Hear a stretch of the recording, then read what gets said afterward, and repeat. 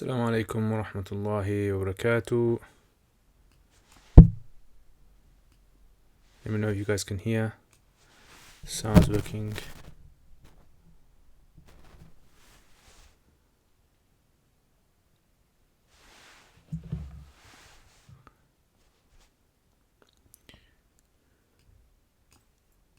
Assalamu alaikum wa rahmatullahi wa barakatuh.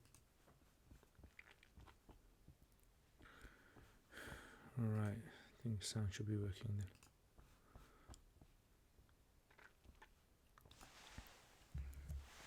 Okay, everyone okay? Everyone doing well?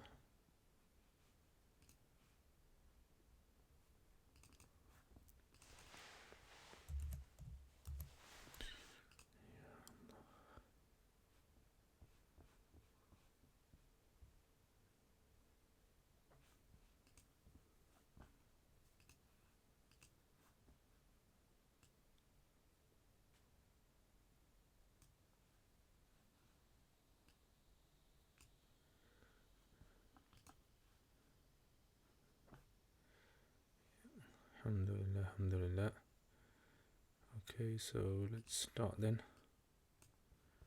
Questions.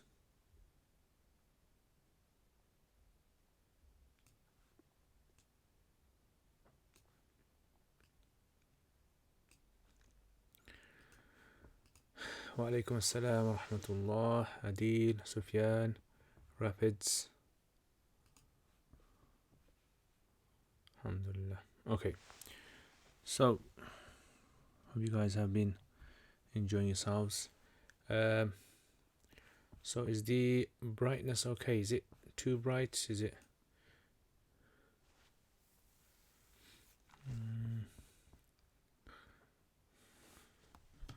Okay, so let's start with the questions. So we're going to start with the questions on Curious Cat, inshallah.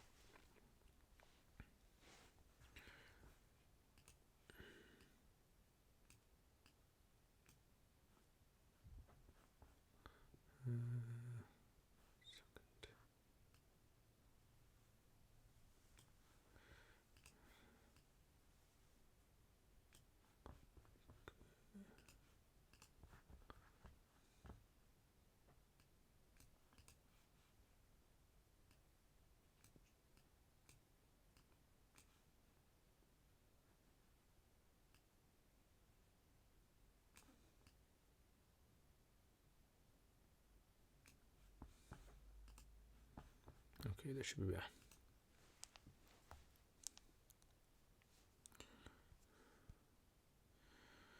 Alright, so questions.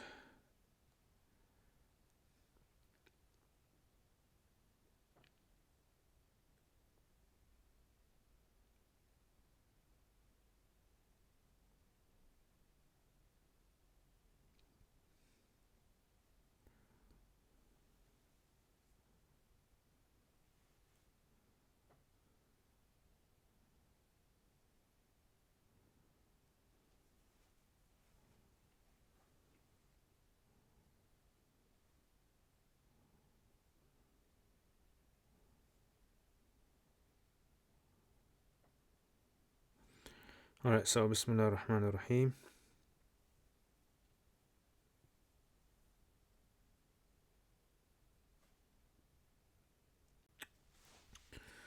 Okay, Assalamu alaikum. 2 questions about Sadaqat al-Fitr. Does it have to be food or cash? Can I give clothing to a poor person or food items like raisins or rice? If so, how much would I give? Number 2, can I give it to a non-Muslim poor person? So Sadaqat al-Fitr, it can be given in the form of the food which the hadith mentions, which is half a sa', which is about 1.5 kilos of wheat, or 3 kilos of dates, or 3 kilos of raisins, or 3 kilos of barley. Or you can give its equivalent in cash. Most places nowadays give the equivalent in cash. Can I give clothing to a poor person? No. You wouldn't give clothing. Or food items like raisins. Raisins, yes. Rice, unless it's in the equivalent value of it. Yeah, so you can give its equivalent value of those foods. Can I give it to non-Muslim poor person? According to majority, no. Okay, next question. Let's check a question out here. Wa alaikum assalam, S. Hussein. Okay, rapids. I wanted to ask that many mosques around the UK do something alimi or alim course. When they teach Arabic, they put more emphasis on understanding and writing Arabic than speaking. Are mosques like As-Sufa and Al-Habib good in their approach to teach spoken Arabic? I have no idea about other mosques, but I can tell you in As-Sufa, in the full time we focus a lot on speaking Arabic, in the part time we don't. Because spoken Arabic basically is not needed to understand Islam. Like spoken Arabic is simply only needed for communication. That's all it's needed for.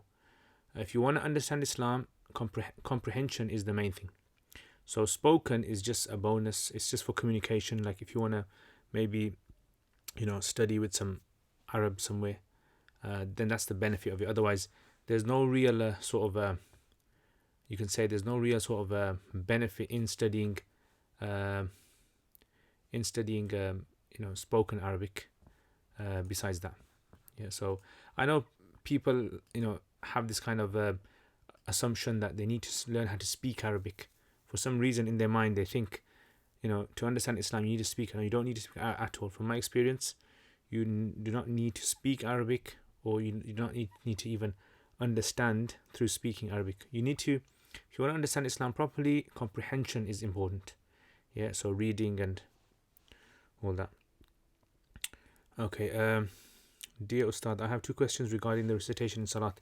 I realize I've been making some recitation mistakes in some surahs I've memorized, particularly in Surah Humaza, verse 3. I left out the ha of akhlada, and in Surah Zilzal, verse 8, I replaced the waw at the start of the ayah with fa. I made the same mistake in Surah Al-Qari'ah, verse 8, to switching the waw to fa. What is the ruling of recitation mistakes invalidating Salat? No, these mistakes won't invalidate Salat. If it was done in Nawafil Taraweeh, should I make this? No, you don't have to. Number 2, the second is regarding order of recitation of surahs between rakats. Does the order of verses in the Quran have to be followed exactly? In Fard Salat, according to Hanafis, is considered to be necessary. Yeah, but if you don't do it, your Salat will still be valid. Like if a person reads Surah Humaza in the first rakat and then Surah Nas in the second, would this be okay? Yes. Or are you only to read Surah Falaq and Surah Nas? No, you can read, the order is fine. And in Nawafil and Sunnahs, you can read any order you want. Orders are totally fine. If you stop halfway, I've heard you are only not allowed to go backwards. If you stop halfway in Surah Bayyinah, for example, you must complete it in second rakat. No, you don't have to. You do not have to complete a surah in your salat. You can read parts of it. I heard there was an opinion that you can't recite a shorter number of verses in the second rakat than the first. No, this is not an opinion from the early Hanafis. Okay, Salam, Mufti. I have been given a book called The Essential Islamic Creed by Sheikh Ahmad bin Zaini Dahlan, translation and footnotes by Amjad Mahmood. Do you recommend this book? It's a very good book. I haven't gone through the book myself, but I've heard about it, and it's a fine book to read. And have you done or going to do any Aqida courses? Yes, inshallah, in the future, I do plan to go and do some Aqida courses, inshallah.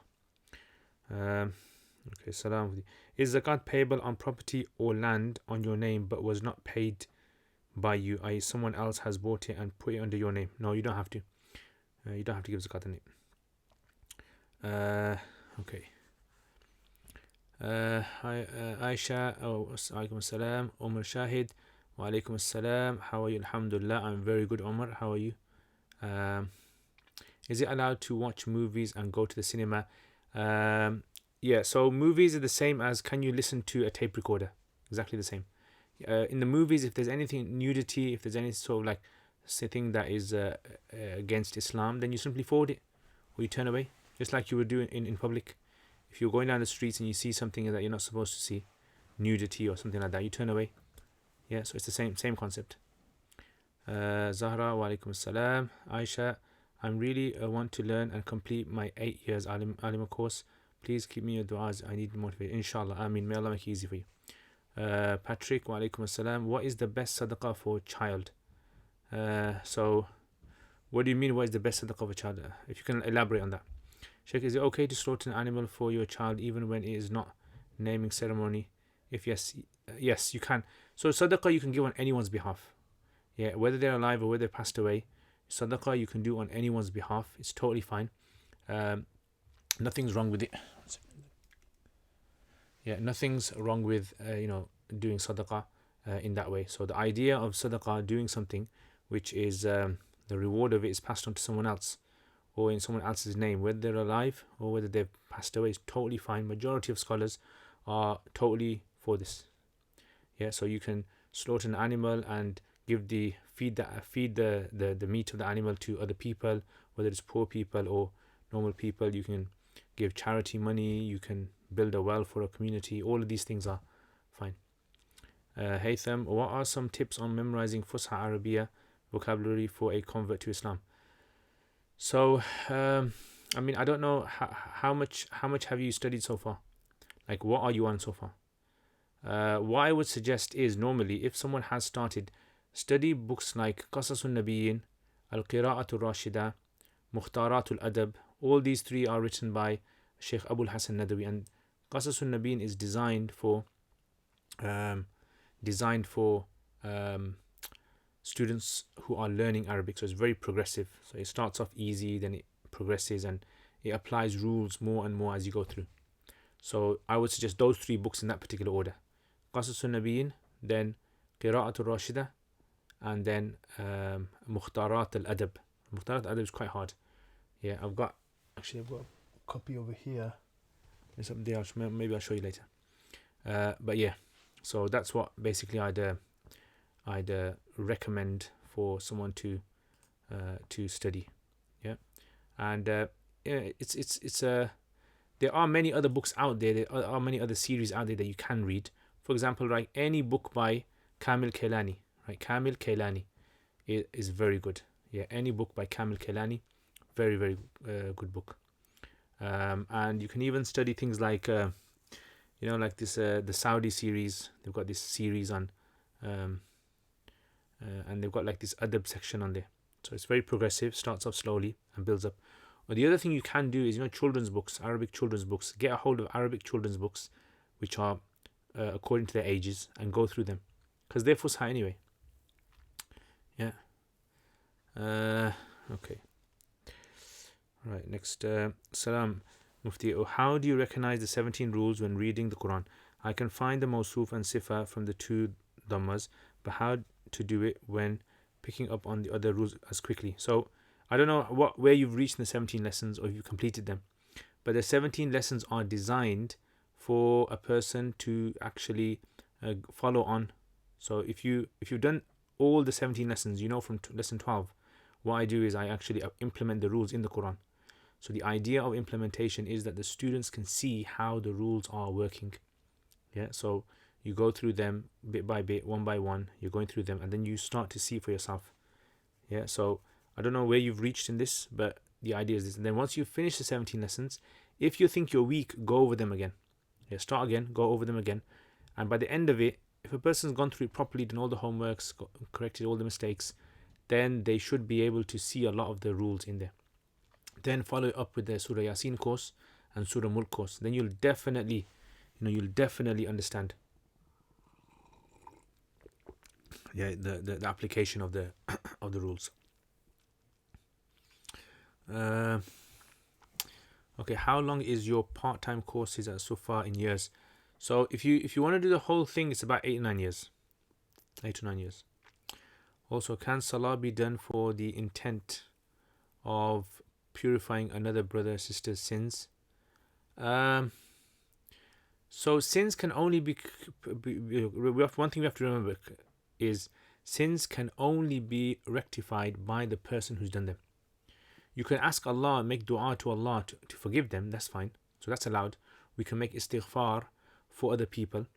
Like, in the Quran it's mentioned about the Prophet ﷺ making istighfar for people. But if a person's committed a sin and done an act of disobedience in Islam, they are the only ones who can mend their mistake with Allah.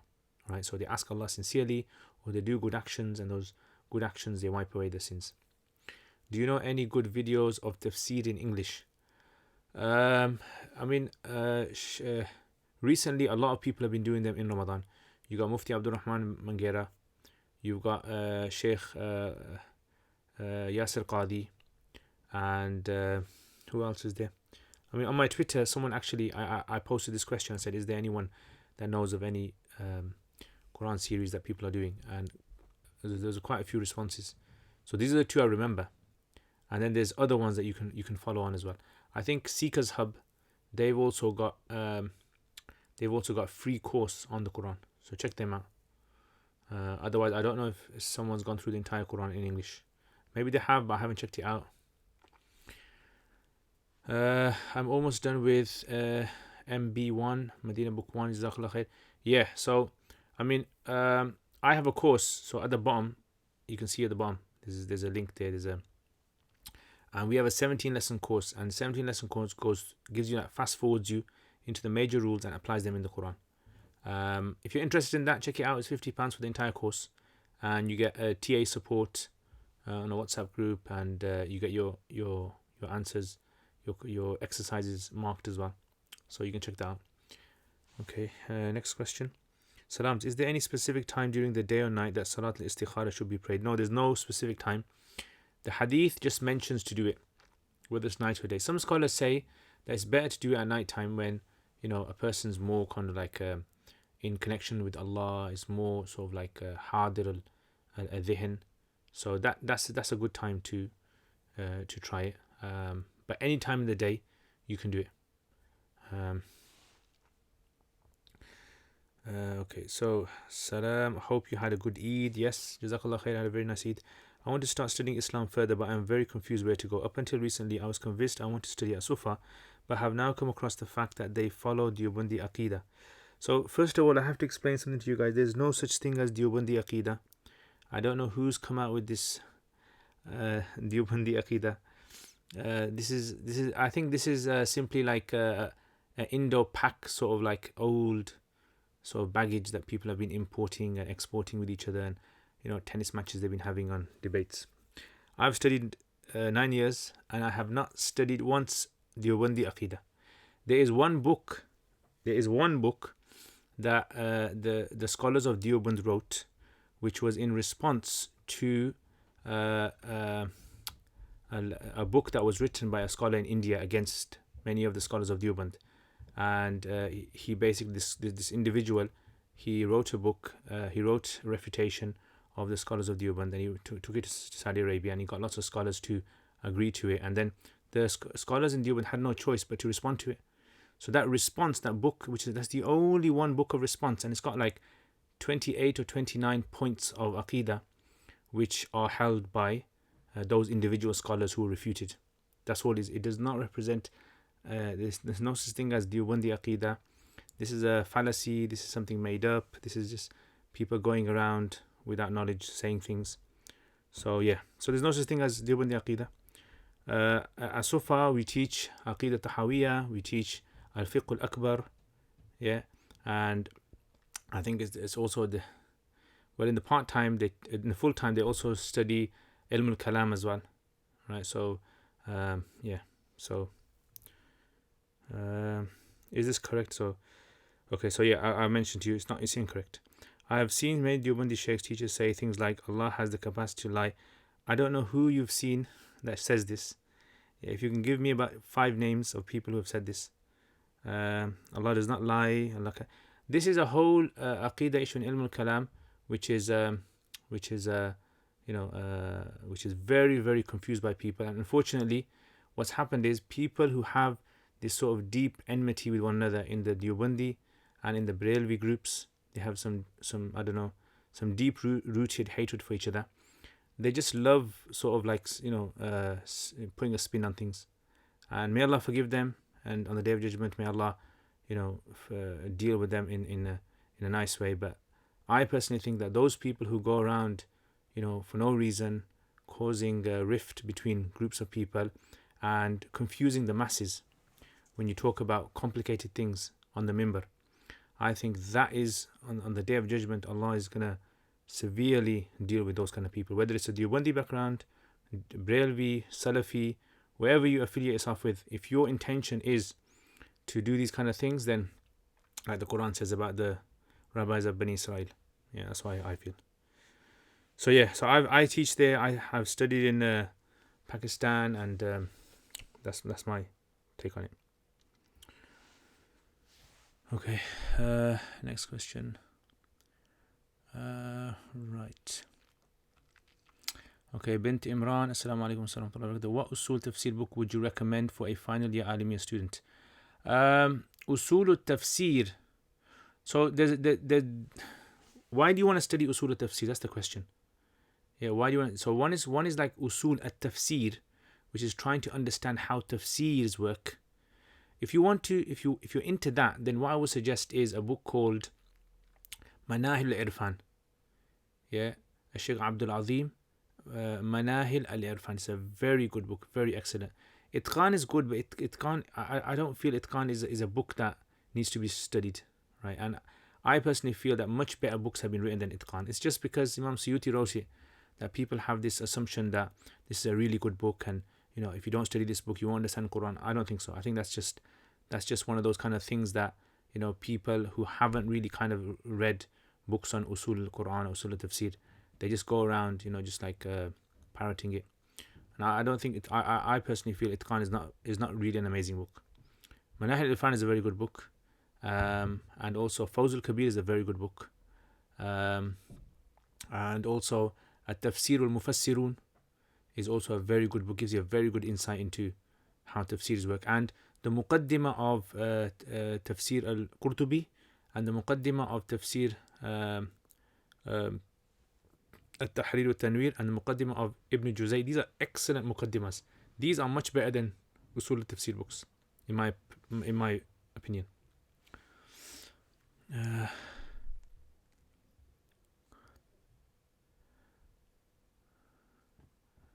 Okay, mashallah. Amina, assalamu alaikum Sab and everyone. Just a quick question. If someone gets a degree by illegal means, as happens a lot in Pakistan, and then I've got some relatives who got some illegal degrees as well in Pakistan, and they get a job based on that degree, would their income be haram? No. So earnings are not haram based upon how you got the job. Earnings would be haram if you acquired the money in the contract, right?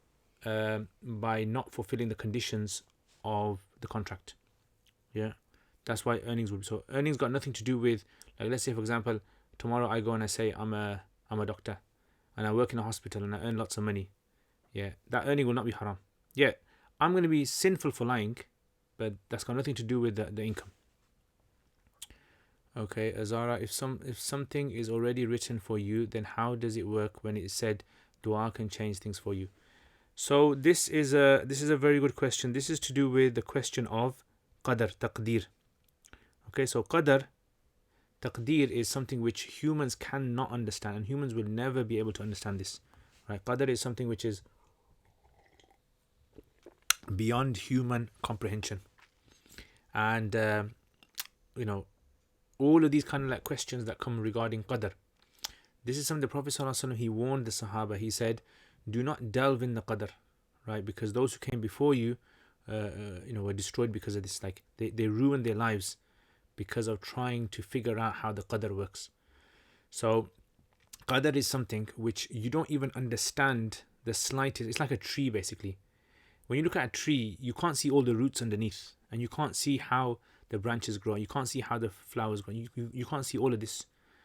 But there are so many things that are happening in that tree which you're unaware of. Likewise, there's like this entire massive tree of life, you can say, and there are so many roots to this tree, and there's so many branches and so many leaves, and then all of these little things have a role to play in the whole way the entire history has panned out.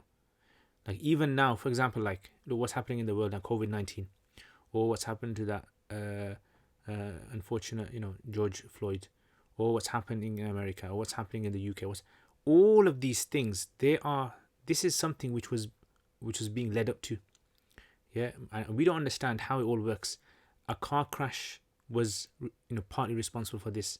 A doctor in a hospital, a school teacher, every single thing was something that was going to lead up to this. And this is something we can't understand. How did it lead up to this?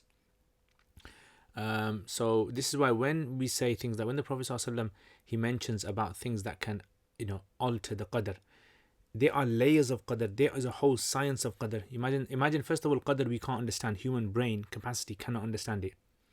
And then there is whole layers of Qadar. Like Qadar is a whole science in itself. Like imagine grammar, Arabic grammar is a science. Qadar is a science. And people get headaches when they study Arabic grammar. Yeah, and they just do 2 or 3 books and they get headaches.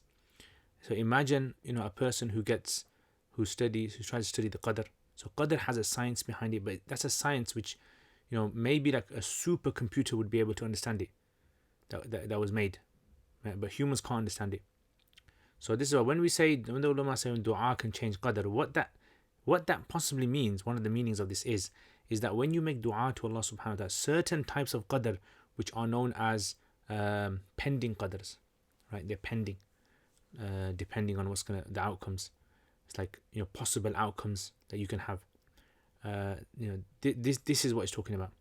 That Allah will guide you towards that outcome which is going to be right better for you and save you from another outcome. Okay. Many people living in the UK and US come to Pakistan on their way back. They take stuff, usually clothes, with the intention of selling them in the UK or US. This gives them a lot of profit because of the exchange rate. My question is this trade halal? Yes, it would be. It's fine. Having different trade rates, currency trade is fine, because you're taking goods from one country, another country, without paying special tax. So obviously, if a person is deceiving the government and hiding, if they're saying to them, look, you have to declare any items you bring into the country for sale, you have to declare that. That's a separate sin. That is on the Day of Judgment, Allah is going to deal with that. But with the idea of buying and selling, as long as you fulfill what is in the contract Islamically, then that contract or the outcome of the contract will be considered to be permissible halal. Okay. This is another question. क्या हमें रमज़ान के छुट्टी भी रोज़े पहले रखना? Then should we half Urdu, half English, mashallah. Should we go for Shawwal Nafal Roze, or can we fast for Shawwal first and Chutti Hui Roze? I think Chutti Hui Roze means women menstruation, they can't fast. Pure Puri Saal Kabhi bhi rakh sakte hain. Yeah, so basically you can fast the Qadar fasts. Yeah, so fast that you have to make up that you missed in Ramadan. You can fast them anytime you want. Whether it's before the 6th fast of Shawwal, after them, before next Ramadan, after them. According to Hanafis, there is no sin in delaying them. Okay, next question. Rapids. Is it possible that at the end of Alimiya course that a student doesn't know how to speak Arabic but can understand and read? Yes, definitely. Definitely, without a doubt. Yep. Speaking, like I said, speaking has nothing to do with like there are many intellectual people in the world who can read and write English fully, but they can't speak it. They struggle in speaking. Same with people, for example, who can read and write Urdu, but they can't speak Urdu properly, or they can read and write Latin, but they can't read Latin. They can't speak Latin. Latin is not a spoken language anymore.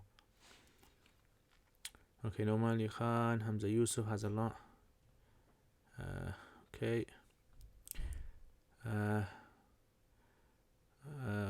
Hassan, Green Lane Masjid YouTube channel, Sheikh Ahsan Hanif also did tafsir entire Quran. Yeah, Sheikh Ahsan Hanif did the tafsir Jalalain. Yeah, check that out. Bilal Aswa alaikum assalam. How much depth and subjects does one need to study in Arabic in order to be able to understand classical texts like the Ihya Ulumuddin? So to understand Ihya Ulumuddin, you don't need classical Arabic. Like books in Arabic, so in Islamic sort of tradition, books are divided into 2 types. So you have the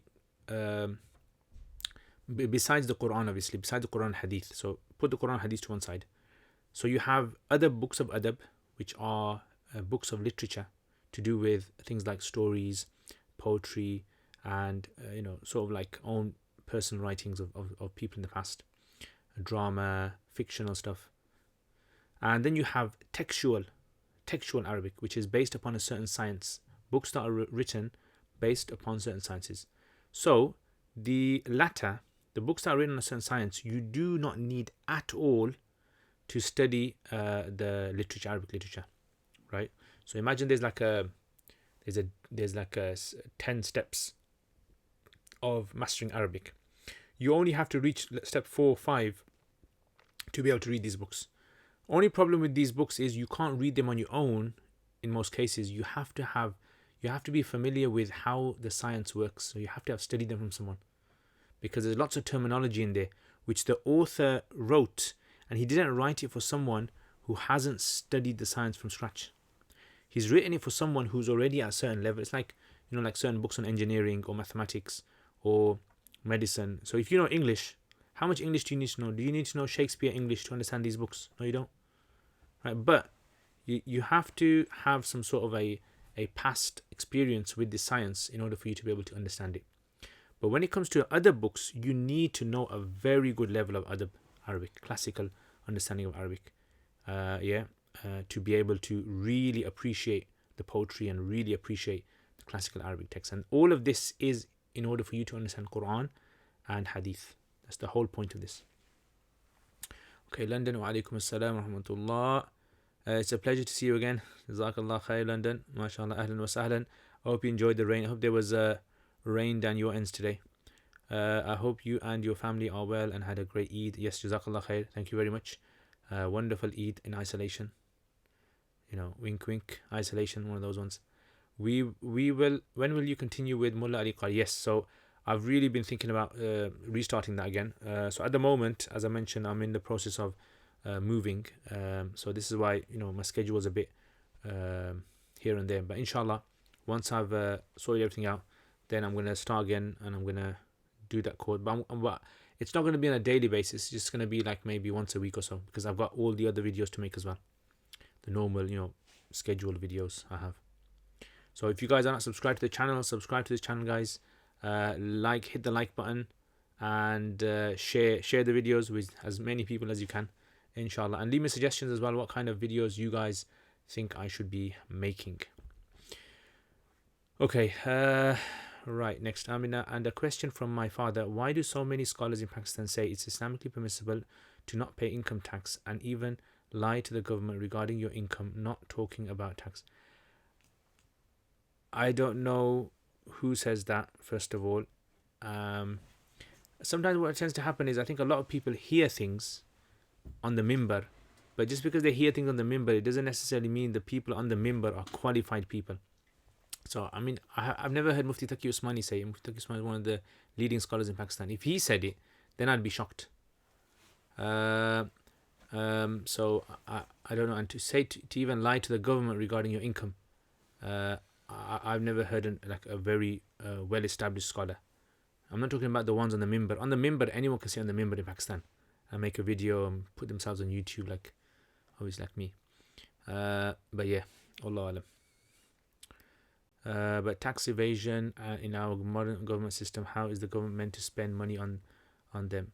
So technically, Islamically, the government has no right to take money from people, right? Though in the past, what used to happen in the time of the Prophet ﷺ and Sahaba, money was not collected from the people besides the zakat collections. Zakat, Sadaqah, for Sadaqah Wajibah. These kind of things were collected by the government, and then money that used to come from lands that were owned by the government, and then they used to produce. That's how the government used to make money and then distribute amongst the people. Later on, much later, many hundreds of years later, in the Ottoman Empire especially, the government started to put tax onto people. And this tax that was put on was so that it was to spend on the people themselves. So this is why the government would levy this tax on people in order to be able to spend on the people. So when you hear people say you don't have to give tax, what do they mean by this? Why are they saying that? In the same way in this government, you have people who speak to their accountants and say, look, I want to be able to avoid as much tax as I can. I want to be able to evade tax, and rich people do in this country. Billionaires do in this country. They have offshore accounts. They have businesses set up in Europe or in countries that are tax havens. And so the question then comes is, well, it's not religion. It's just humans are trying to avoid the system. If there's a loophole in the system, humans are trying to do it. So if these big companies in the West are, experts at evading tax, and accountants are helping them, right? So it's like, instead of the Maulvis, the accountants' fault. They're the ones who are to blame.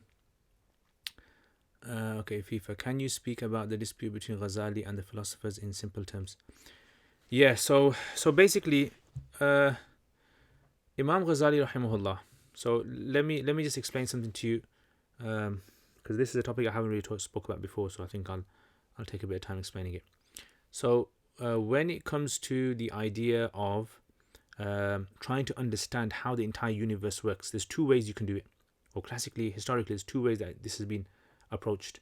One has been purely from a rational approach. So humans have used their rationale, used their their cognitive skills to be able to try and understand how the entire universe works in a physical way and in a metaphysical way. Yeah, and the experts at this historically have been the Greeks. The Greeks have been well known for this, and maybe even before there may be Egyptians as well, and who knows. But Greeks were well known for this. So people like Socrates, people like Plato, and others, they wrote many works on this as well. And so logic came out of this, and the idea of philosophy came out of this. Philosophy, yeah, which is the love of like logic, love of wisdom. So they tried to understand how this entire universe, and they came out with these things which don't necessarily conform with what Islam says, right? So that's the one way. And the second way is the divinely revealed way. Yeah, the divinely revealed. And when I say divine, I mean the correct divinely revealed way. So Allah subhanahu wa ta'ala, He sends messengers and He tells the messengers how things work. That there's a God, and this God is one, and this God has no partners, and that this God sends messengers to people, and the messengers have to believe in them, and there's a time that there's going to be a day of judgment. All of these metaphysical realities were told to mankind in the most correct way possible. Like, this is absolutely true. Yeah. So then what happened was, when Islam came, so the Quran was revealed, Muslims, they sufficed with the Quran. They sufficed with the teaching of the Prophet ﷺ in understanding how the universe works, metaphysically, not physically, metaphysically. And then what happened was, this sort of like import of Greek philosophy came into the Islamic lands.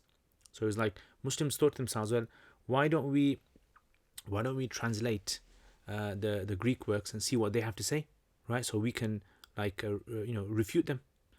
So when they started translating this stuff in the time of Ma'mun Rashid, this was like after Abu Hanifa rahimullah's time, about 50 years after him, maybe something like that. So what started to happen was that scholars started to say, well, actually, this is a very good way of trying to analyze things. So they began to like assimilate this sort of like thinking way, philosophical thinking patterns, and they began to refute certain things, and they began to adopt certain things. So as time went by, Muslims thought, well, look, now, when we argue with someone, now we've got these tools and these weapons that now we can actually, logically explain everything about the universe without even having to, quote our references. Because if you're speaking to an atheist and you're quoting the Quran, he's not going to believe you, is he? So if you can speak logically from a purely rational point of view, then he has to believe you. So this kind of became a trend for people. But the problem with this is when you bring new thinking into Islamic society, that new thinking will also bring with it new problems as well. And so groups started to come about because of this.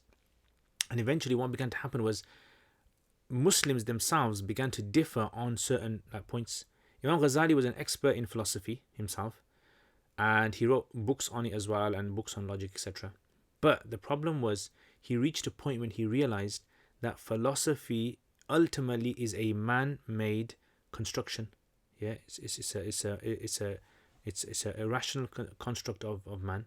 It's manufactured, and anything that's manufactured has flaws in it, can always be refuted. Yeah, so anything that man makes, basically, even like fiqh, it's man-made fiqh. The sources are divinely inspired by Allah, but the mujtahids, the scholars, every single scholar who's a mujtahid, who comes out with a fiqh ruling based upon his judgment, his conclusion, it has a percentage of weakness in there, and it's potentially flawed. So everyone agrees with this. Abu Hanifa rahimahullah agreed with this. He said himself, and Shafi and Malik and everyone, even Ibn Taymiyyah rahimahullah, everyone knew this. So he said, look, just be careful with philosophy. That's what he was saying. And he wrote this book, Tahafut al-Falasifa, that the kind of like Tahafut means like the leaves in the fall of the tree. And he was showing that, look, this is basically how this is how the philosophy is something which is not absolute. It is flawed itself. Yeah, and Ibn Taymiyyah rahimahullah came later on. He also elaborates on this as well. And then other Muslims, refuted Imam Ghazali. And then some Muslims in Spain, they actually kind of like explained in a different way than Imam Ghazali. He kind of like refuted philosophy from a different point of view. The khulasa, the summary of Imam Ghazali's argument is that the deen is based upon the Quran, yeah, and the explanation of the Prophet ﷺ. That's the most powerful, that's the strongest sort of like explanation we have of the reality of the universe, the metaphysical reality. And if you try to use a logic, then logic is not going to really, go forward. Okay. Ustaz, please can you upload all of your live Q&As in your playlist? Okay, they should be there. Sometimes I miss some out, but hopefully I'll try to check them again. Wa alaikum assalam. How do you calculate Qada Umri, years of missed prayers? So how do you calculate Qada Umri? So Qada Umri is basically, according to majority of scholars, if you missed Salat in the past, you have to make them up. It doesn't matter how many you've missed. So the best way to do it is to try and work out for yourself, like roughly kind of work out how many Salats you have missed in your life, how many years you haven't been praying for, and work it out, and slowly start to make them up. With each Salat, pray one Qada, yeah, and slowly try to make them up. And even if you die, Allah knows that you were trying to make them up.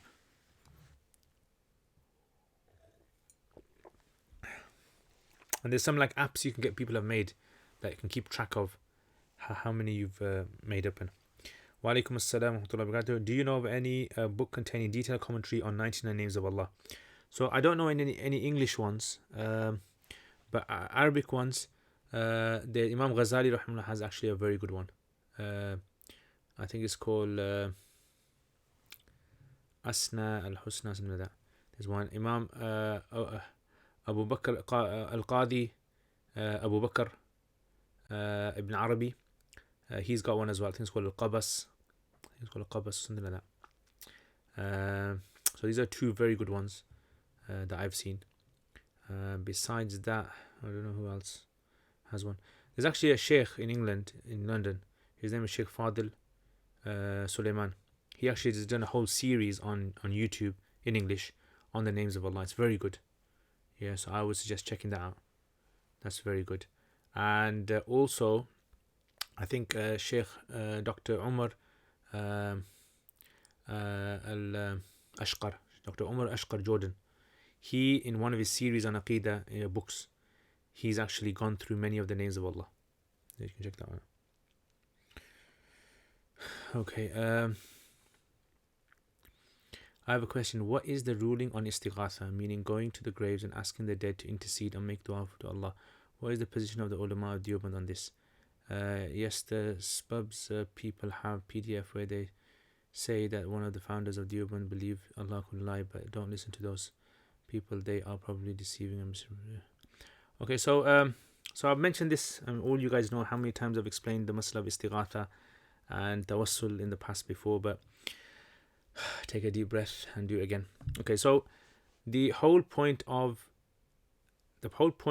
is that we ask people to help us who can help us. Yeah. So if we, for example, need to go to the shop, we call Uber and we get a lift. That's asking for help. If a person requires a loan, financial loan, you give them a financial loan. You give them help. If someone is injured and they need you to support them, so all of the Quran allows you to ask anyone for help as long as they can do it. When it comes to things that they can't do, like for example saving you from the fire of Jahannam, only Allah can do that. Entering you to Jannah, only Allah can do that. Forgiving your sins, only Allah can do that. Granting you offspring that's beyond the means of medicine, Only Allah can do that. So all these kind of things only Allah can do. So we all know Iyyaka na'budu wa iyyaka nasta'in. We can only ask Allah for help. However, the Prophet ﷺ and the Sahaba have shown that you also allowed to ask other people to ask Allah. So I can go to my friend and say, please, can you make dua for me? Ask Allah for me. So we can ask Allah, and we can also ask other people. Now the question comes is, can we ask someone who's died, can we ask them to ask Allah? So someone might be saying, well, if they're dead, how can they ask Allah? Well, you might say, well, shaheed are not dead, shuhada are not dead, they're alive. And the Prophet ﷺ in many narrations has actually spoken to the shuhada in the Battle of Badr. Yeah, and spoken to others. So in other words, this whole idea of can the dead hear or not, this is an ikhtilafi issue itself. So if a person was to ask them to make dua to Allah, is this something which is permissible? So scholars are split on this. Some scholars say no, because dead can't hear, and therefore it's pointless asking them. It's like asking the idols. And the other scholars say, well, no, we know that the dead are in a realm, and there are narrations where show that certain individuals, like when you go to the graveyard, they can hear your footsteps and they can sense that a person is there. So this is why there's a difference of opinion on this issue, right? Personally, I don't do istighatha and I don't encourage it. But if a person does do istighatha in this form, in this manner, then that person is not doing kufr or shirk. It doesn't fall into kufr or shirk. This is why there were al-Muhannad al-Mufannad, which is a book written by certain scholars from the Deoband seminary. They have mentioned this as one of the points, and they said this is permissible, but it wouldn't be something that would be encouraged for the general public to do, because it dips into the realm of dubious requests. Yeah, so that's the summary. Okay, next. SMB, Surah Duha, in the end of it, is it sunnah to read Allahu Akbar and La ilaha illallah Wallahu Akbar? Does this apply to all other surahs after it? So yeah, you can read it. It's okay to read. It's not recommended necessarily to read, but it's okay to read, as is proven from some of the Sahaba. But in Salat, no, you wouldn't read it in Salat according to Hanafis. Ibrar, any books for us to learn about Ahlus Sunnah wal Jama'ah, Aqida, Quran? The Quran is the best. I always tell people, if you have not studied the Quran from cover to cover, do not attempt to study a book of Aqida, because you're studying Aqida in a vacuum. That's all you're doing. It's like, the sad reality is, most Muslims in the world do not know what's in the Quran. It's a sad reality. If you ask him, okay, what's in Surah An'am? Tell me what's in Surah An'am. Tell me what's in Surah Ra'd. Tell me what's in Surah Al-Qasas. They won't know. But then you say to them, okay, tell me the Aqeedah, and they'll come out with all these kind of like points, Aqeedah, this and that, right? But the reality, sad thing is that the Muslims do not know what's in their book. So I would say, before you study any Aqeedah book, read the Quran from cover to cover, fully. Understand what's in the Quran. Understand how Allah wants you to know about Him in the Quran. Once you've understood this, then you study the books of Aqeedah. Books of Aqeedah clarify for you points in the Quran which are debated. So certain points in the Quran which are debated, then you realize, oh yeah, in the Quran Allah says this, isn't He? But does Allah mean this by this, or does He mean this by this? That's why the books of Aqeedah are very, very useful. Okay, and Islam, Assalamu alaikum wa barakatuh. I was just wondering if it's allowed to read like PDFs of Islamic books when they are available for purchase. I was worried about like stealing from the author.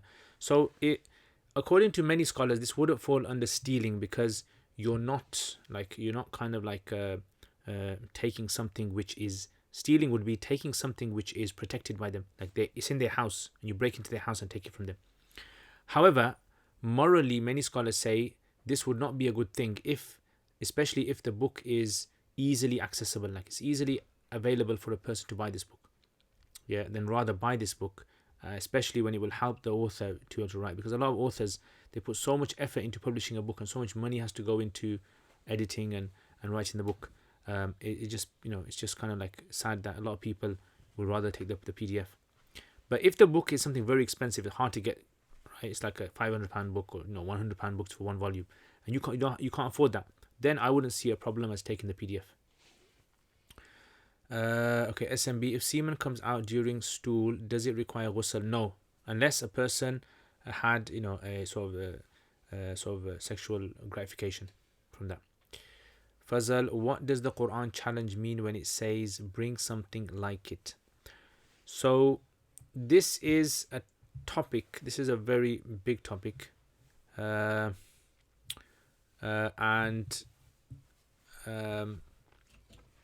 this.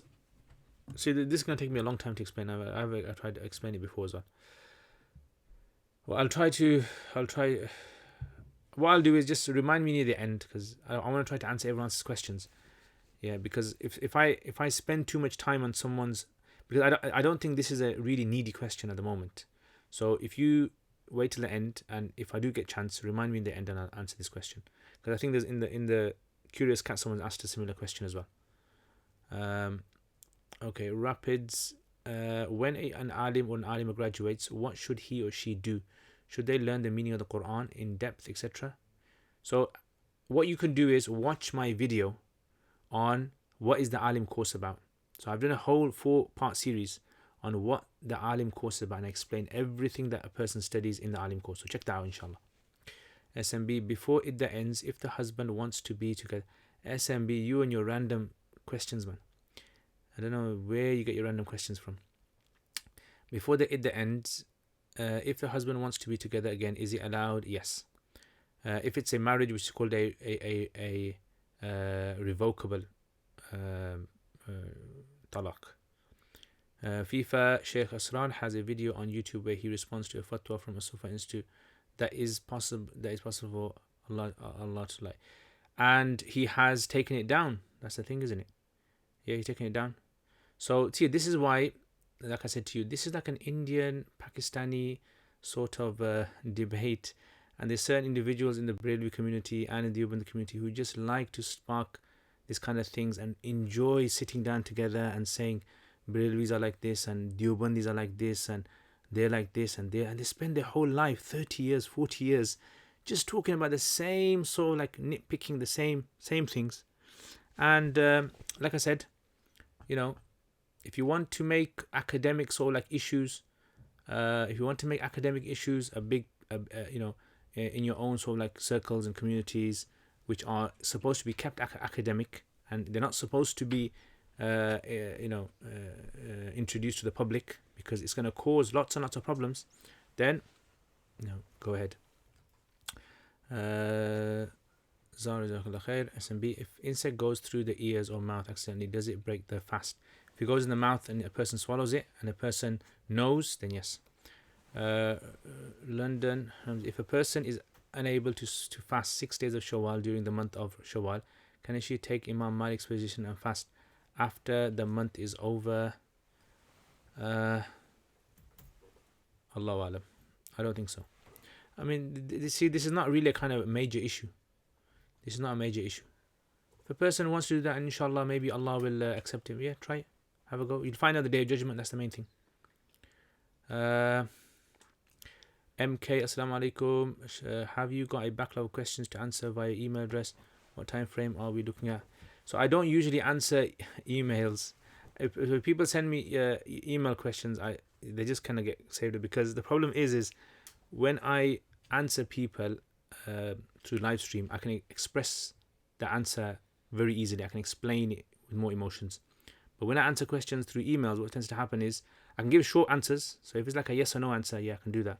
So I do have a backlog of questions on my emails. People do send me, and on my WhatsApp. There's so many questions I just, unfortunately, I had to ignore in Ramadan. But it's just, and sometimes some people send me voice messages. And the problem with voice messages, I have to listen to like a 2-minute voice message, a 3-minute voice message, and it's not from one person. I get voice messages from like 10, 15 people. And then 10, 15 people adding 2 or 3 minutes together makes up a good half an hour of my time. And then me responding to them, and then so that's why I've dedicated the live stream sessions to answering people's questions, right? And this is something I just do from my own time, but that's why I try to do that. And if I gave all my time, then I wouldn't be able to do other things. So yeah, inshallah, I'll have a look. I think I've seen your question. Was it about the? If you can remind me what the question was about, I can answer it here. Yeah, if you can remind me what the question is about, inshallah, I can answer it over here, inshallah. Bilal S, thank you very much for answering my question. You're welcome. Jazakallah khair.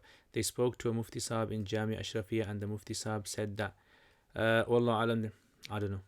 I can't answer everyone's. And just because you got Jamia Ashrafiyya, you don't have to put like 3 eyes there as though it's like a massive place. I know big madrasas in Pakistan whose fatwas are worthless. Like I've studied in some places, I know. Just because an institute in Pakistan has a fatwa does not necessarily mean that fatwa holds weight. Sometimes what can happen is someone can go into a madrasa and say, are you a mufti? And they go, yeah. Okay. Yeah, हमारा एक मसला है, इसका जवाब क्या होता है? And he'll go on and say his own thing. So it doesn't necessarily mean that is representative of the institute. Yeah, so unfortunately in Pakistan, anyone with a dari, anyone with a beard, Maulvi Sahib. Yeah, Maulvi Sahib said this. On the bus, Maulvi Sahib, Sufi Sahib, what's this? So that's the sad reality over there. As soon as Maulvi says something that goes against what people want, that's it, Maulvi Sahib like this. Yeah, especially recently in Pakistan. And as soon as Maulvi Sahib says something in accordance with what people want, that's it, mashallah, this is a true Maulvi. Yeah, like Maulvi Tariq Jamil Sahib is a true Maulvi. Yeah, because everyone likes his bayans. He never talks about like things which are happening in society, political kind of issues. He talks about he talks mostly about daughter-in-laws and how evil mother-in-laws are and how you should take care of those kind of like topics, and everyone likes those over there. Once you start talking about those, that's it, mashallah, you become the top Maulvi. Anyway, let's go another question. I joined my father and brothers who were praying in Jamaat. I joined them in middle of the prayer and stood in back. Later I realized that my father, Imam, must not have intended to lead women behind him. Will my prayer be valid as it's necessary for Imam to... Yes, your prayer will be valid. It's not necessary for the Imam to intend women. It's only, Hanafis say, if the Imam fears that the woman will stand next to a man and will affect his salat, then he is allowed to make an intention excluding her. That's what the Hanafis say. But otherwise, if the Imam starts his salat and has no intention, then the salat will be totally valid. Okay, London, I wanted your thoughts on this 124,000 prophet messengers were sent to mankind. Do you think this some were prophetesses? I've read Imam Suyuti. Yes, possibly. Imam Ibn Hazm has his position here. Imam Qurtubi as well has his position that Maryam alayhi salam was a prophet. Possible. Why not? Amina, one more question. Why is there no zakat on diamonds and precious stones? Simply because the Prophet ﷺ has only set zakat on several types of assets: gold, silver, camels, cows, goats, land produce, and business assets. Yeah, business stock. That's all. So because he hasn't set it on, he hasn't mentioned like houses, and he hasn't mentioned diamonds, and he hasn't mentioned pearls, they're not counted. So zakat is only on those things he said. Junaid Khan, in reference to fiqh rulings, fallibility. Yeah, fallibility is a better word. Yeah, Jazakallah khair. Okay. AFN, walaikum salam. I mean, if someone says that they don't want to share in their father's inheritance like some women do in our culture, are they allowed to change their mind at some point as long as the inheritance hasn't been divided yet? What if she gives it in writing? Yeah, if she's given up her right, that's it, she's waived it.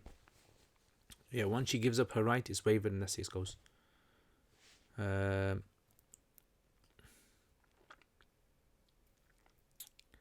Okay. Muhammad Walimir, walaikum assalam wa rahmatullahi wa barakatuh. Zara, Imam Ghazali's book on the 19 Names of Allah has been translated in English.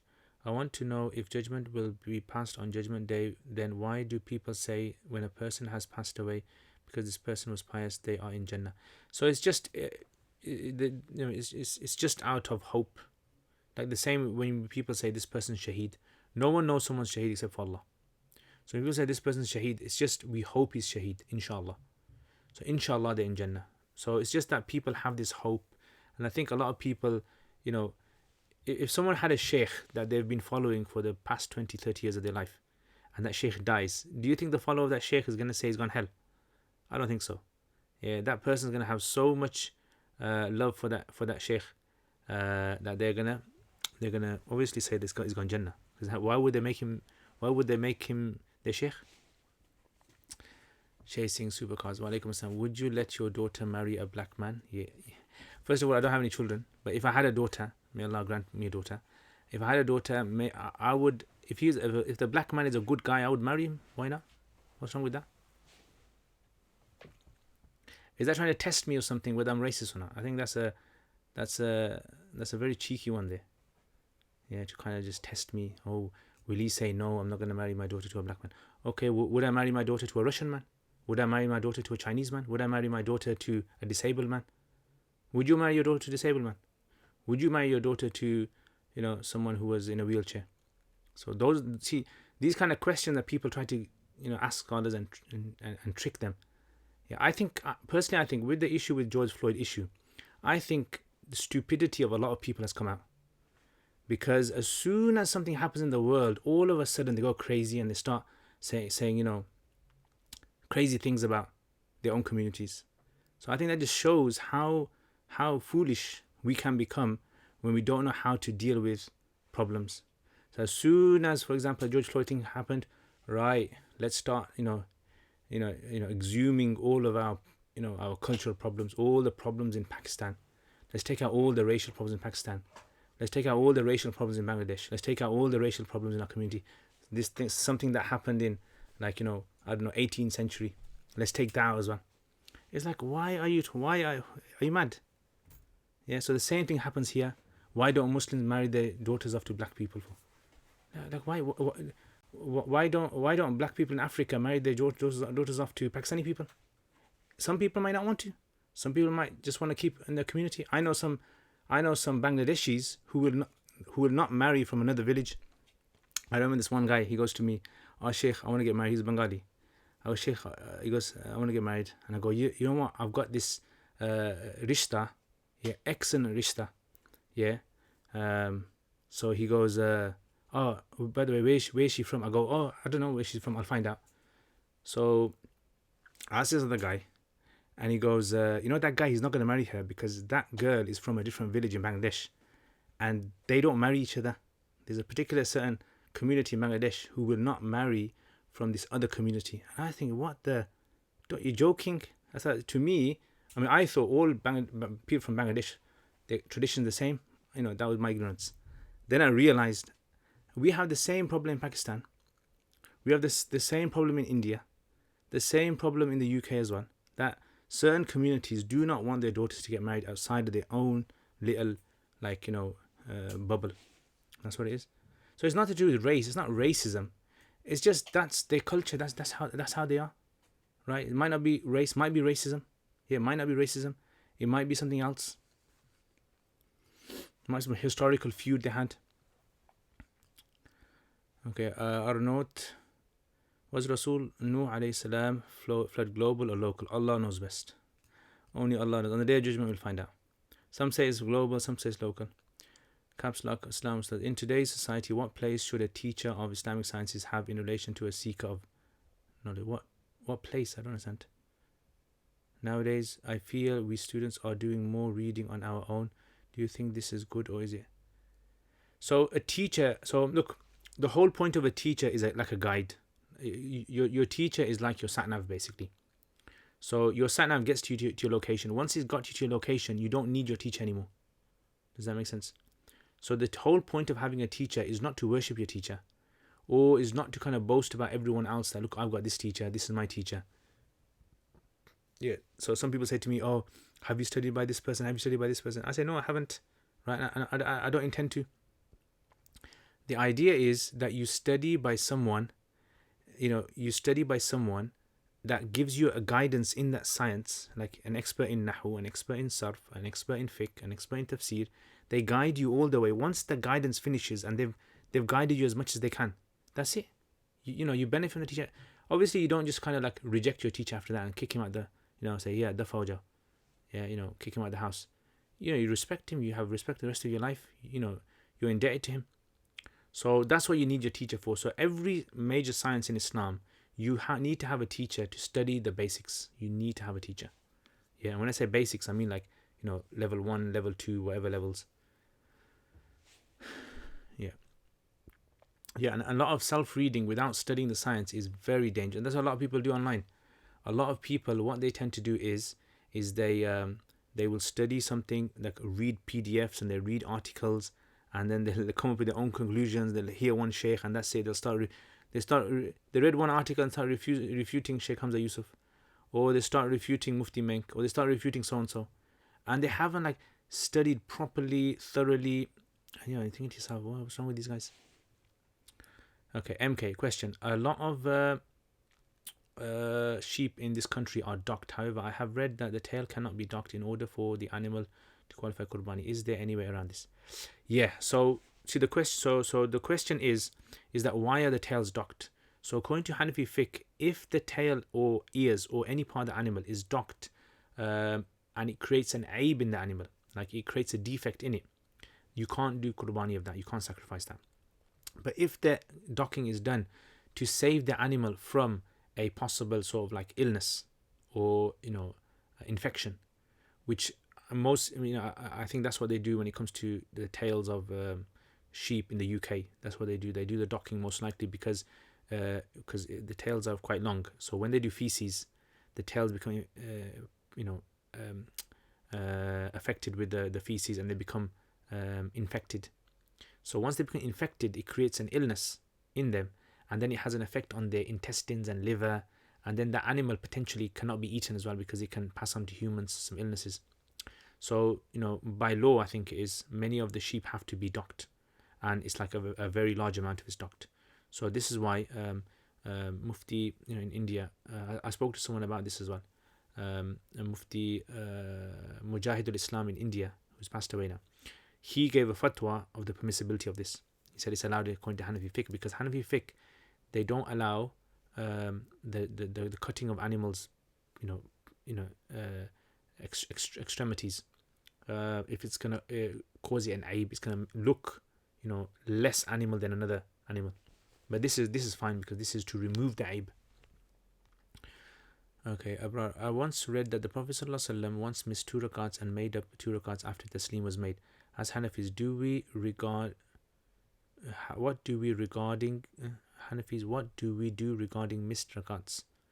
So if you made missed rakats, so Hanafis say if you pray your salat and you missed 2 rakats, yeah, you basically if you haven't turned away from the qibla, you get up and you make those rakats up, yeah, and you give salam and sajda sahwa at the end. But if you turn your face away from the qibla, then you have to repeat the whole salat again. Okay, I mean, Daraja means Zindabad. Okay, mashallah. Okay, MK question 2. I've been in a slaughterhouse on Eid day helping out with qurbani slaughter. People give money to the butcher for a qurbani. In the slaughterhouse, does the slaughterman have to specify? I mean, technically yes, but if he can't, it's fine. As long as he knows, like for example, the person who has the wakil on the person's behalf knows, for example, like this slaughter, and can inform the person that the slaughter is done, that's sufficient. Yeah, because if there's too many, then it's too difficult. Yeah, and in Pakistan, I remember when I was there, it was like really confusing for a lot of people, because it was like, oh, you had to have the names and have a list of names with each animal, and then it becomes confusing. So as long as the person knows that the qurbani is done, right, that should be sufficient. Ibrar, after taslim was made, a sahabi informed him, then he made up for it. Yeah, so this is a famous hadith. It comes in the books of hadith. It's called the Zul Yadayn hadith, and this was considered to be in the beginning of Islam, and this is where a whole discussion is raised with regards to can you talk in salat, or does it nullify your salat? So Hanafi say you cannot talk absolutely. Shafi say you can only talk if it's forgetfully, and the Malikis and Hanbali say that you can talk in one position. One opinion, they say you can talk if it's for islah of salat, and the other opinion is no, you can't talk, like the Hanafis. So this incident was in the beginning of Islam, and then later on in Islam, the Prophet ﷺ said that talking in salat is prohibited. Yeah. Jazakallah khair, you're welcome. Okay, I know Hanbali brothers eat from KFC who say stunt slaughter is okay, therefore HFC certified products, for example, should be okay. Can we eat from Hernando's KFC? I mean, I have no issue with HFC. I have no issue with HFC myself. Stunned animals. I've spoken to a lot of people who are involved with slaughterhouse, and they say to me, stunning doesn't necessarily kill the animal. So I personally don't have an issue with it. But if you are on the opinion that HFC is not allowed, that's fine. Arnaud, if you have cows but don't reach zakat, but you have wealth that if made together it reaches the zakat, so should you make all of our wealth together of cows? No, you don't have to. With animals, you don't add them together. Yeah, if you've got animals that don't reach the nisab, you don't add them together. But with gold and silver, you do. So gold and silver, you do. I mean, in terms of waiving her rights, how does that work? Does she have to say it in front of witnesses, and just saying it once enough? If you could please kindly explain. Yeah, so waiving rights does not require witnesses, but if it went to court, then the courts would require witnesses. That's why ideally she should do it in front of witnesses, because then later on, if she denies it, no one can prove that she said it. Like if it goes to court and the judge says, okay, did you waive your rights? She goes, no. And the family says, yes, she did. And they say, okay, is there any witnesses? And they go, no witnesses. Well, the judge can say, well, she's got her rights. So witnesses are only needed if the matter is going to go to court.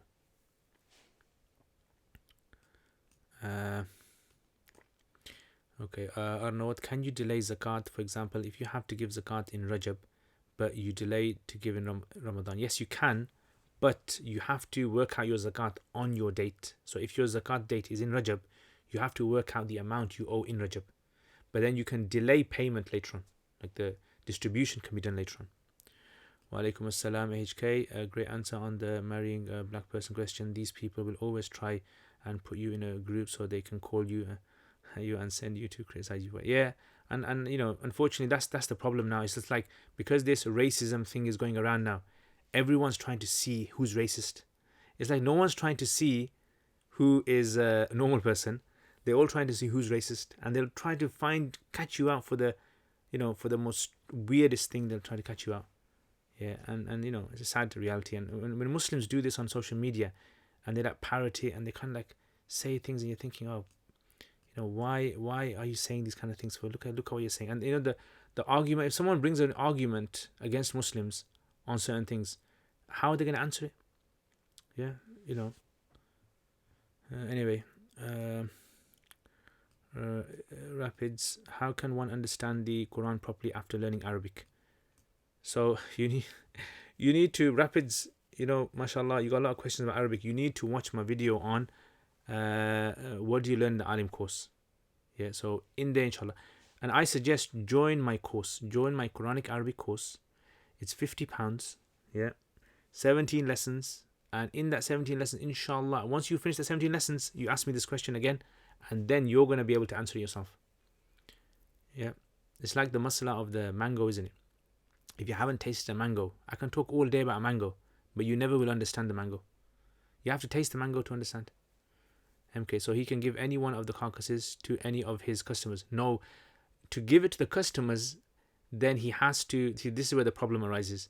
Giving it to the customers, he needs to make sure, but for slaughtering, he can slaughter, without really kind of even knowing the names. But giving it to the customers, he must keep a tab on that. Yeah, he must keep a tab on that. Yeah, unless it's kind of really confusing, then it'll be haraj, and then it'll be fine. But otherwise, he should keep a tab on. There must be some way that the butchers can keep tabs on things somehow. I've been making dua for something for over 20 years. Do I take it Allah isn't going to fulfill? Maybe Allah has answered it, but in a different way. You don't realize. So when people say to me, I've been making dua for a long time and Allah hasn't granted it. Like, for example, maybe, let's say, for example, I've been making dua to Allah subhanahu wa ta'ala to go for, let's say, Hajj. I've been making dua to Allah, making dua to Allah, making dua to Allah. And Allah has been answering my dua, but in a different way. Maybe it was like Allah wanted me to learn that you're not supposed to be asking for Hajj. You're supposed to be asking for something else. And that thing that I wasn't asking for, Allah is giving me that. So carry on asking, doesn't matter. That's the thing. That's when Zakaria alayhi salam, when he says to Allah subhanahu wa ta'ala, he says, look, I ask you for a child, and he goes, oh Allah, I've never complained about me asking you. Like in my life, I've never ever complained about my du'as. So this is the thing you have to remember. Allah not giving you does not mean your dua is not answered. You think your dua is not answered because you in your mind have worked out that I want my dua like this, like a present. You told someone what you want for your birthday, and you are expecting that exact thing, right? The iPhone, the latest iPhone, I want that. And then when they don't give it, you think, oh, they didn't answer my request. So we don't treat Allah, we don't kind of deal with Allah like we would deal with other people giving us gifts. Answering Allah's du'as come in many shapes and sizes and forms. Yeah. Okay, Fazal, if you're not anti-racism, you're automatically a racist. Yeah, that's the new thing, isn't it now? And see what's gonna happen. It's gonna be like this kind of what happened in the past. I'm not saying racism is any good at all. Racism is never ever good, right? It will never be good. And we all know that Islam is against it. So I don't know why people have to keep putting on social media that Islam's against racism, and they show like a black guy and a white guy and a Chinese guy and an Asian guy all standing together in the same stuff and say, look, Islam's against racism. And I'm thinking to myself, are you stupid or something? Like, why do you have to keep on saying Islam? It's like that person who is not convinced of something, and then just to kind of convince themselves, they keep on repeating something to everyone. Yeah. So I personally think that this will blow over, right? And then something new thing will happen, and then Muslims will, like the feminism, all of a sudden Muslims start saying, the common thing they say, Islam gave women rights way before the West. Okay, mashallah, yeah, alhamdulillah, Islam gave women rights. So they're gonna say, well, Islam didn't give them the rights that we're asking them for. Then what are you gonna say? We want them to get the exact same inheritance. Islam doesn't give same inheritance. Then what are you going to say? So this is where a lot of these kind of problems stem, is when people are uneducated about Islam and they feel they can say anything they like on the streets and on the social media, and then it's going to backfire on them. Definitely 100% backfire, right? Because there's only a limited number of things you can say, with ignorance. Then it's going to backfire on you. Okay, Junaid, where is the link to your course? So check on at the bottom. There's an email should be there. If you email, and then you can register through that, or you can go to the uruk.com website. It's called the 17 lessons. MK, we were putting labels on each carcass at the end of the process, so this would be okay. Yes, that should be okay, inshallah. That should be fine. Bima Bays, wa alaikum assalam rahmatullah, mashallah. How is Ayan? Ayan, how are you, bro? How was your Eid? And how's London? Yeah, did you enjoy the rain today? I think London got rain, didn't they? Jazakallah khair wa yakum. Sharif wa alaikum assalam wa barakatuh. Say an engineer wanted to design a machine to slaughter zabiha. What requirements would have to be fulfilled, or would it be permissible at all? Okay, so yeah, it's a tough one. This is.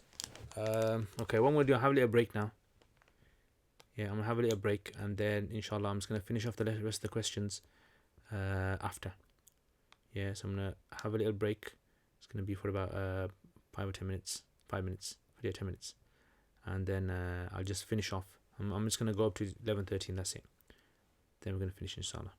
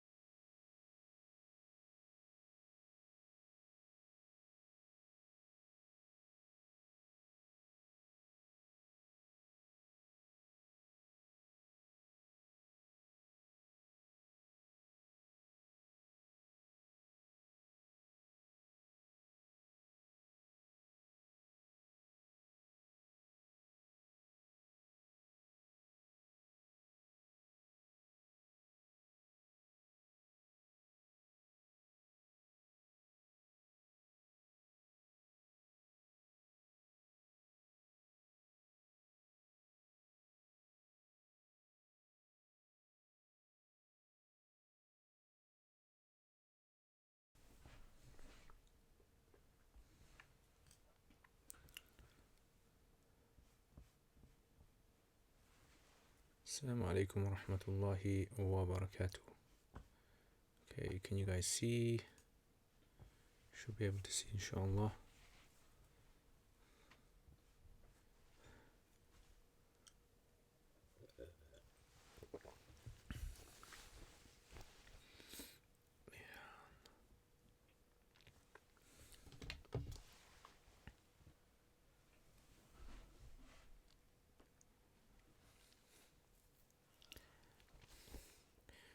Okay, so let's continue then with the questions, inshallah ta'ala. Right.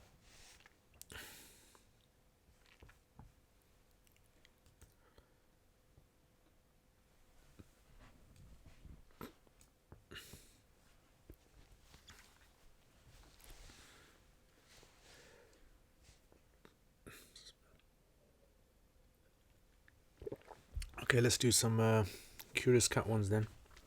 Got a few left. Assalamu alaikum wa rahmatullahi wa barakatuh.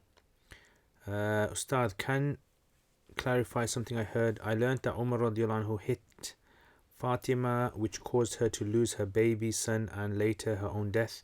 In all my years, I never heard about this. What is the case? I read this on a forum on Facebook and want to get the correct answer. No, it's false. So there's no authentic narration like that. Again, it being on Facebook is a sign that this is made up. Yeah, if the muhaddithin were alive today, they would have declared Facebook to be the source of all fabrications. Yeah, so people on social media, they put up anything, and the sad thing is, it's like, you know, they put it up in a way that it's the truth, and anyone who reads anything on social media says, you know, this must be true.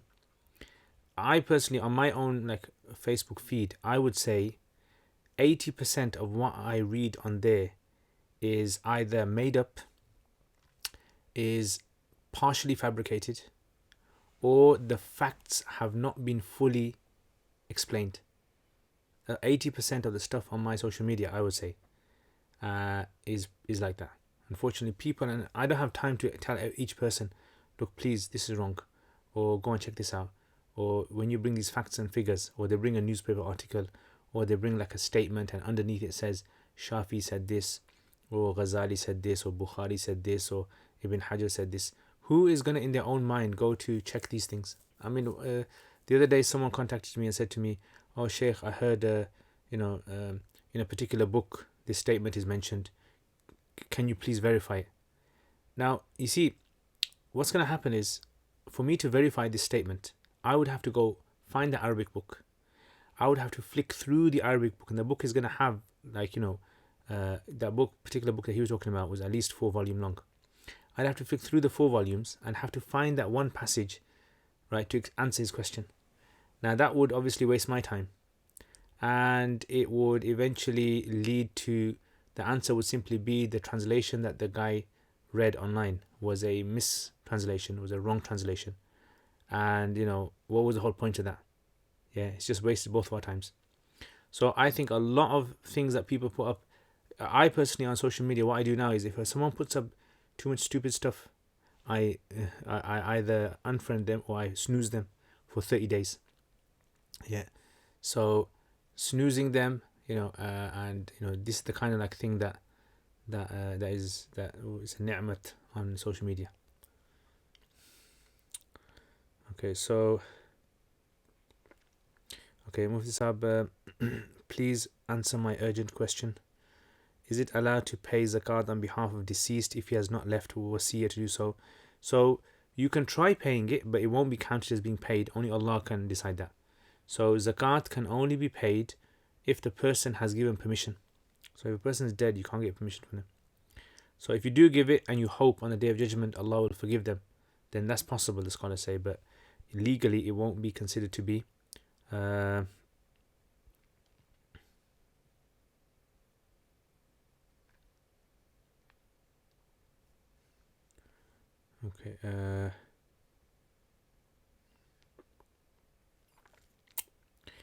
next.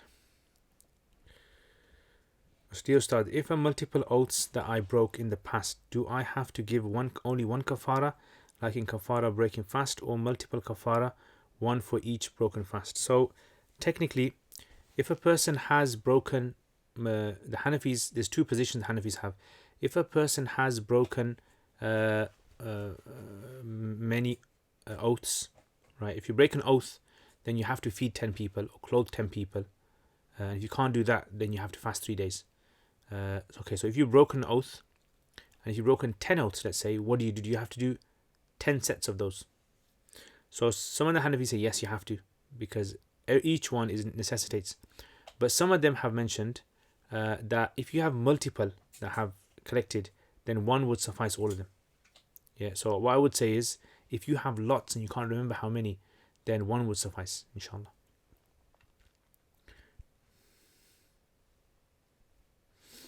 Okay, when it comes to the challenge of the Quran, does the challenge only refer to the linguistic nature of the Quran? The reason I asked this question is because I did an experiment whereby I sat a Muslim brother down who does not understand Arabic and played him the audio of fake verses devised by Arab atheists which were recited in Arabic. I asked the Muslim brother what he thought was being recited, and he replied the Quran. Therefore, it seems that the melodious nature of the Quran recitation is not miraculous. Okay, so this was like a similar question that was asked early on by someone over here as well.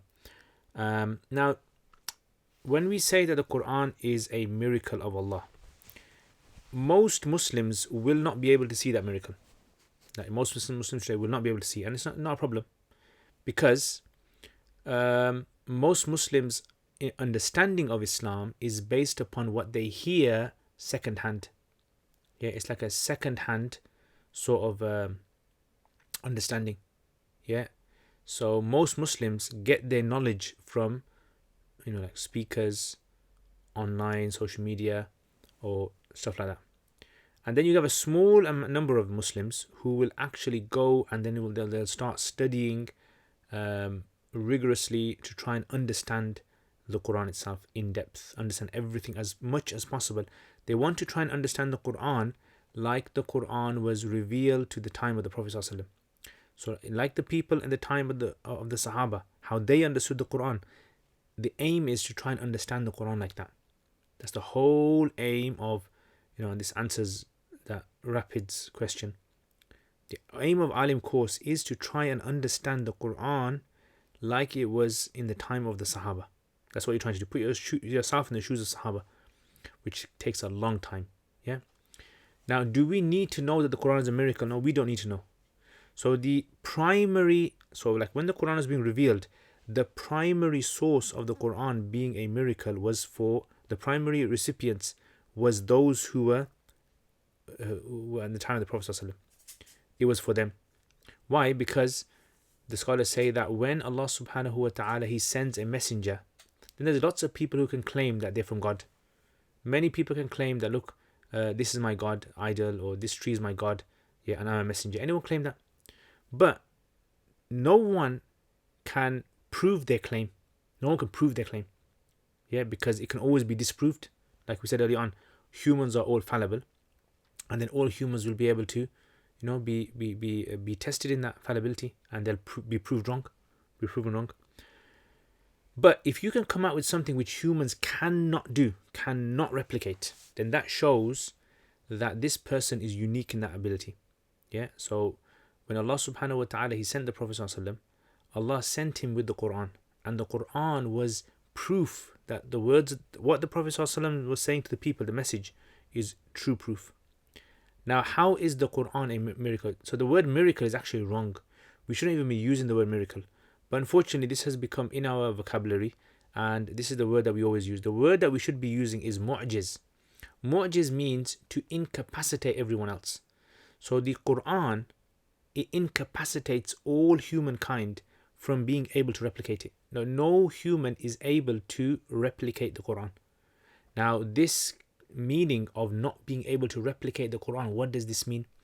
Does this mean in the Arabic? Does this mean in the expressions? Does this mean in the ability to be able to mention things of the past that people didn't know in a correct way? Does this mean in being able to mention like human societies, how human societies developed, how the embryo develops, these kind of like universal observations, in the way that the law works, the Islamic law works, in exactly what way. So scholars have discussed this in great depth. There's like books written on this topic itself, in how is the Quran something which becomes a mu'jiz. So some of them have argued that it's the language of the Quran, that the language is not, you can't replicate the language. Yes, a person can, China, how they take the mobile iPhone and then they replicate it, right? They copy it. That's not replication, that's copying, right? So if you wanted to challenge the Quran, what you'd have to do is you'd have to come out, like if it was in mobile terms, you'd have to come out with a mobile phone that is as unique as the iPhone, in every way. So is it possible to come out with an iPhone that's unique? Yeah. And that's obviously, humans can do that. That's within human capacity, and humans have shown that. Samsung shows it nearly every year. That's why I've got Samsung. But when it comes to Quran, humans were unable to come out with literature that was like the Quran. It was something unheard of. Now, like, this kind of thing cannot be explained to general public just in 5 minutes. This requires like a full discussion, like levels of study, in order for you to be able to read it a certain level. Then you read the Quran, then you think, this is not humanly possible. Does that make sense? So it's the same with, for example, like, let's say science. So you look at science, for instance, and you look at cells. Now, a scientist can tell you how amazing a cell is, how amazing an atom is, right? And they can tell you that humans cannot replicate atoms. They cannot make atoms from thin air. Yeah? And, but general people will just take that statement face value. They'll say, oh, you can't replicate an atom. You can't replicate an atom. You can't make an atom from thin air. Yeah, they won't understand the reality of this. Does that make sense? So the same thing is when it comes to the Quran. You can't answer this question just in one go.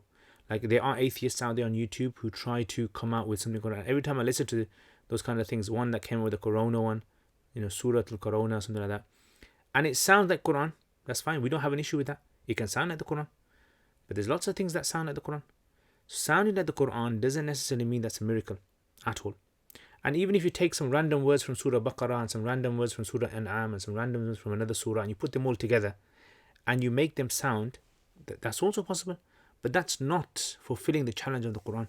You are not fulfilling the challenge. All you're doing is you're bringing something from the Quran, and you're sequencing it together, and you're reciting it to the public. And that is not fulfilling the challenge. The challenge is that bring something like it. And the scholars say what that means is you have to be like the Prophet ﷺ in the way that he was unlettered, and you have to have the same sort of conditions, and the expressions that you bring have to be something that no one has ever been able to trace back. Like, where did they get this from? So that's why I said to you, there's like a whole discussion. The idea, one of my primary sort of goals on my YouTube channel is to do a whole sort of series on Arabic adab, and put it in sequencing order that a person can study from beginning all the way to an advanced level. And by the end of it, inshallah, the aim is that once you've studied that, you look at what these atheists are coming out with, and you can see for yourself how silly the stuff they're coming out with is. How stupid it is. Yeah, and that it can never ever be replicated. And that is something which you need to dedicate a lot of time to. And there was actually one scholar who actually inspired me to do this, and his name is Sheikh Salih Fadl Salih Samurai. So Sheikh Fadl Salih Samurai, who is a very well-known scholar at the moment. I think he's still alive. He's expert in Arabic grammar and balagha. And he actually says in his book about his about being re-guided to Islam, because he reached a level in his life where he thought that like he was very close to leaving Islam, and he thought to himself that Muslims are simply just embellishing their holy book like Christians would do and Jews would do, and they're just trying to fake it, yeah, and everything is just like, oh, this is their book, it's their book, it's their book, the holy book. And he said there's no way to prove that your holy book is from God. So he thought to himself, you know what, I'm gonna go out there to really see, is the Quran proper or not. And he went on his journey. He said, I started learning Arabic grammar, and I went into it. He goes, by the end of me studying beginning and middle, intermediate, advanced, and he goes, I realized one thing, which was the Quran is a book that humans cannot write. So it's impossible for humans to write. That's what I reached in the end. Yeah. So he's got many YouTube videos on his YouTube channel, and he's written lots of books now on Arabic grammar. So this is the kind of idea. But anyway, this was it's going to take a long time to really sort of go into this kind of thing. Okay, so is it sunnah to wear imamah, sharif, turban? Will one be rewarded for doing so? So I've mentioned this before about the idea of sunnah. According to the Hanafi fiqh, sunnah means something which the Prophet ﷺ done, something that the Prophet ﷺ did, which was a tariqa al-masluka fi din min ghayr luzumin, an act that is done in the religion, as a part of religion. So walking is not part of religion, sleeping is not part of religion, eating is not part of religion, as in the way you eat, drinking is not part of religion, and likewise wearing clothing is not part of religion. Covering the aura is part of religion. Yeah, covering the nakedness of the body is part of religion, but the color clothes you wear and all that kind of stuff is not necessarily part of the religion. So that's why the imamah is not, according to Hanafis, a sunnah mu'akkada. It's not even mustahab in that sense. What it would be if you wore it with the intention of imitating the Prophet ﷺ out of love for the Prophet ﷺ, then you get the reward of the love. Yeah, so you're imitating his love. And the same thing goes with walking with a walking stick, or stuff like that. Yeah, that's fine. Is it sunnah to eat while sitting on a mat on the floor? Again, according to Hanafis, it would not be considered to be sunnah, as in it's not part of the religion. Like religiously, Allah did not reveal the Quran to teach people to sit on the floor. Yeah, does that make sense? So that's what, when we say it's not part of the religion, that's what we mean, being part of the religion. And it's not more rewarding to sit on the floor than on a chair and table. Yes, if a person sat on the floor because out of love, extreme, there's so much love for the Prophet ﷺ, they want to copy him in every single aspect of their life, right? That's fine. But a person who doesn't do it doesn't mean they don't have love for the Prophet ﷺ. They can have more love than the person. It's just that they don't see this as being something which is necessary. Okay, and finally, last question on my curious cat, mashallah. We reached the end of this. So he says, Assalamu alaikum, I just saw the video of you eating grasshopper. Please can you tell me based on what ruling are they halal? I thought in Hanafi madhab all insects were haram. Please explain. Yeah, so good question. I mean, I don't know if you guys have seen my video on social media about me eating grasshoppers, locust. So the Hanafis, they say that the Prophet ﷺ, he said that there are two creatures that can be eaten without being slaughtered: fish and locusts, grasshoppers. Yeah, so this is a hadith in Abu Dawood, and Hanafis are mentioned from the early years. They say, so insects you can't eat, but the Prophet ﷺ has exempted locusts from this. So locust is considered to be a delicacy. I don't know if you guys have tasted them. They taste excellent. Yeah, inshallah, I'm going to order some more, and I'm going to make some locust biryani. Yeah, some locust biryani, and inshallah, I might even send it to you, some of you guys, so you guys can taste it as well. But locust is one of the most nicest things, trust me. I don't know what it tastes like. What does it taste like? It tastes just fantastic. Yeah, tastes fantastic. Yeah, Hanafis, all Hanafis are in agreement with this. So I know some people are confused. The reason they're confused is because they haven't seen this being eaten where they're from. Usually, Indian subcontinent Hanafis, they're very unfamiliar with this, because a lot of Indian subcontinent Hanafis are not familiar with the kind of things in their community. Yeah, so that's why they find it strange. like eating locusts. But if you go to Arab countries, they know about this. It's a, especially in North Africa, it's actually a delicacy, and a lot of people don't know about this. The Imam Shafi actually allows eating hyena, by the way. Yeah, if you didn't know, hyena to them is fine. It was an Arabic delicacy, and Imam Shafi says it's totally fine. Hyena's fine. They also say you can eat lizards. Yeah, sand lizards. You can eat that. And the Hanafis don't allow lizards. They don't allow hyenas. But Imam Tahawi allows lizards. Yeah, you can eat lizard. So you know, there's this kind of like, this is why fiqh is interesting. Studying fiqh is a very interesting thing. It opens you up to how much scope there is in the religion.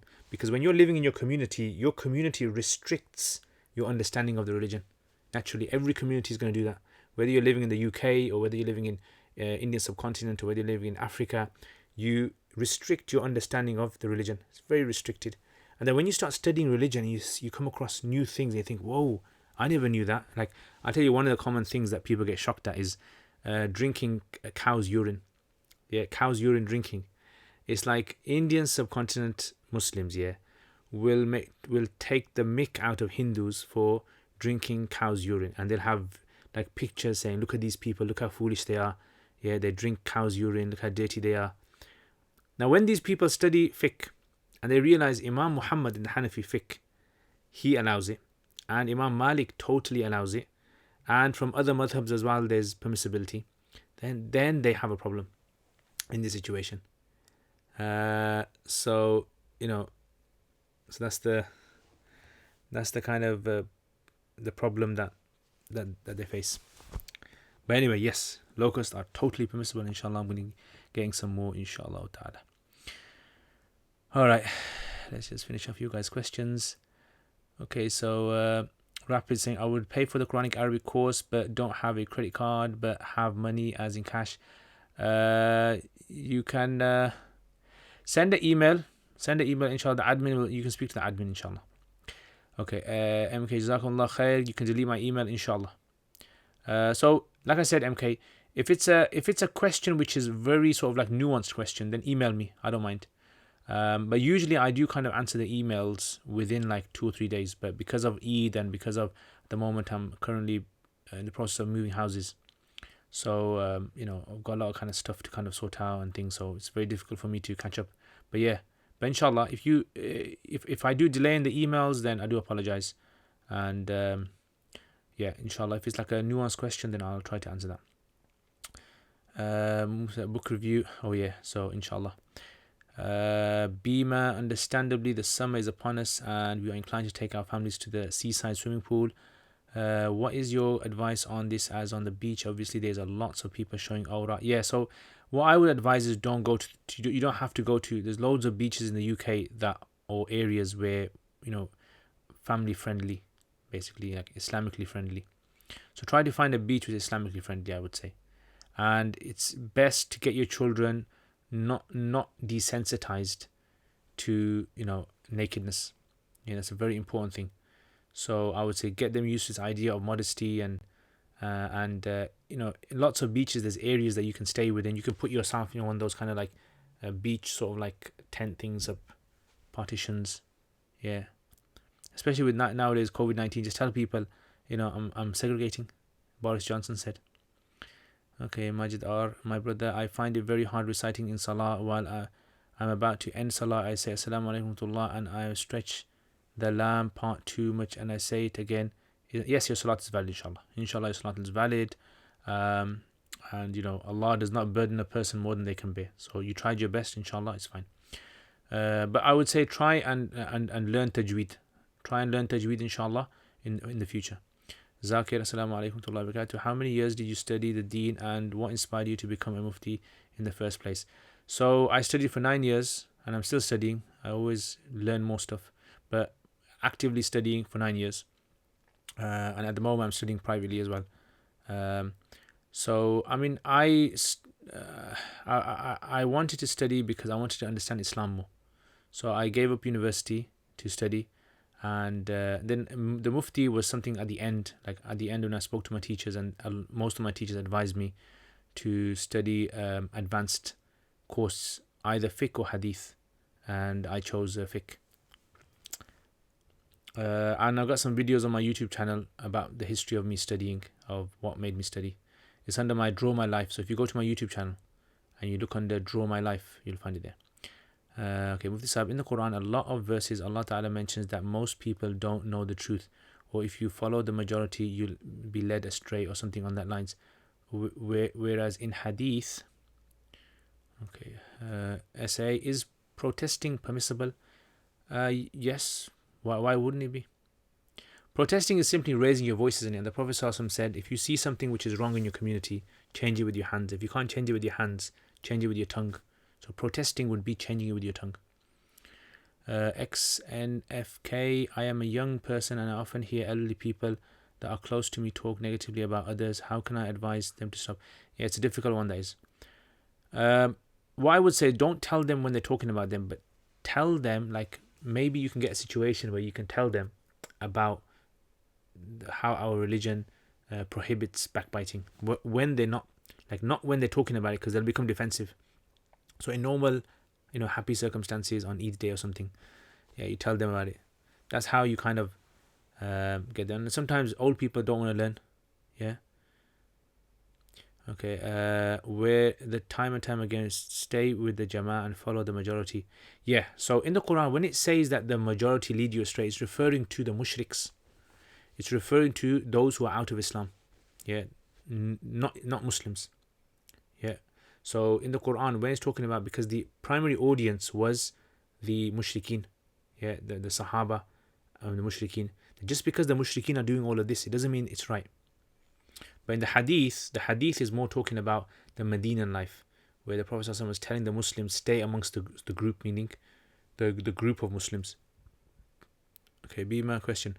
What's your view on brothers and argue so much in WhatsApp group about the hadith, bringing in quotes and arguing? It's good to have discussion and debate. We learn from this. However, lots of times people put each other down. The arguments can get bad and sometimes can veer off the subject as someone is in the groups. Continue. It hurts me to see this. However, I don't want to step in and correct a breakup. What would your advice be? My personal advice would be to leave those groups. I know people ask me to come onto groups or these kind of things, and I see these kind of things happen, and I leave groups because again, we're not responsible for something that's beyond our control. So advise them if they're not going to listen. And personally, general public shouldn't be kind of like going into these kind of things anyway, because usually what tends to happen is general public, their aims and objectives of arguing is not the same as scholars. Expert scholars who debate about things, their aims and objectives are different from lay people. Yeah, it's like, for example, if doctors debate a certain issue, an illness or whatever, it's different from the lay person debating it. Lay people will usually end up steering into things like conspiracy theories and this and that, and vaccine, anti-vaccine, and blah blah blah. But doctors, they don't go into that. Their aims and objectives are more to save people's lives. Tasneem, alaikum salam. Can one rub alcohol on the face if it's in the face cleaning product? Yes. Face cleaning products are usually, the alcohol is fine according to Abu Hanifa. It's not considered to be the alcohol which is prohibited. It's just like a chemical alcohol. It's like a synthesized compound, not the one that makes you drunk. Okay, a rapids hit. If a person has a wet dream but doesn't do ghusl, is this very sinful, major or minor? If a person has a wet dream but doesn't do ghusl, so it's fine. It's not a sin. What would be a sin is if a person didn't pray salat. That would be a sin. Okay, Humaira, can Muslims wear pattern clothes, easy stripy? Yes, it's fine. As long as, so the rules with the clothing are, whether for men and women, is they cover their bodies, and they don't show the curves around their aura, their limbs, deliberately. Yeah, and it's not see-through color, see-through clothing. Nickname, alaikum assalam, Ustad. What's the opinion of Imam Abu Hanifa about Tawassul? I don't know. I don't think Abu Hanifa has mentioned it. Tawassul, according to the Ahlul Sunnah, is fine. Tawassul is basically you ask Allah to accept your dua through a good action, or through someone, the love that you have for a pious person. Locust biryani. I'd rather be vegan than eat grasshoppers. Trust me, once you taste it, yeah, you'll never go back. London, Jazakallah khair for your time tonight. We will have the pleasure of your company tomorrow. Tomorrow I won't be able to because I'm still moving houses. I've got plumbers coming down and I've got some work I've got to do as well. So Yasin one, inshallah, I'm going to start the Yasin one in a few weeks time, inshallah. Imam Shafi always frogs too, I think. Yeah, I'm not too sure about frogs. I think there might be. Wallahu alam.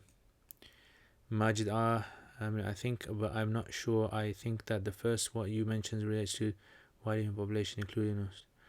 Okay, Adil, Jazakallah khair for your time and dedication, the videos. May Allah Ta'ala reward you. Ameen, Adil. Anytime, bro. Jazakallah khair. Yeah, and when COVID-19 is over, get Junaid. Yeah, and we gotta go again for another meal, bro. Sharif, Khutbatul Wada seems to be a prescription, compass directive to many of ills al-Usul draw from Rasulullah's sermons. Yeah, definitely. Majid, I'm not sure to confirm this, but I think. Okay, is it sunnah to eat with 3 fingers? No, so things to do with eating wouldn't be considered to be sunnah. As in, it's so not everything the Prophet ﷺ did was done because it was religiously inspired, like the religion told him to do it. This was something that he would do even before. So like walking, and we said eating and things like that. So eating with 3 fingers is not, according to the Hanafi fiqh, it's not a sunnah. It would just be considered to be something which is a normal act. Just like eating with a fork or a spoon. A priori, is makeup for women allowed in public? As long as it's not. See, the aim for the women is that they're not attracting people towards themselves. That's the whole aim. Yeah, so you leave it to the woman. So she makes the judgment. But when one day I meet you to do a video with you, can we do a video where I can eat a grasshopper and I'll give you my review? Definitely, yeah. You can get these really big grasshoppers. We'll get one of those big, massive ones, one the size of your hand. Yeah, I wonder how those taste. Proper crispy. Yum. Anyway, Jazakumullah khair. How does one get rid of nazar, evil eye? Well, if you ask my grandma in Pakistan, she will say, put black surma in your eyes. Yeah, and burn a black piece of thread around you and breathe in the smoke. She will come out with something like that. But it's the way to get rid of it would be to read the 3 quls, Qul huwa Allahu ahad, Qul a'udhu bil falaq, Qul a'udhu bin nas. Read those, blow on yourself, read Surah Fatiha. Yeah, inshallah it should break. And if you can get hold of the person who's actually made the nazar and let them sprinkle some water on you, then that should be fine as well.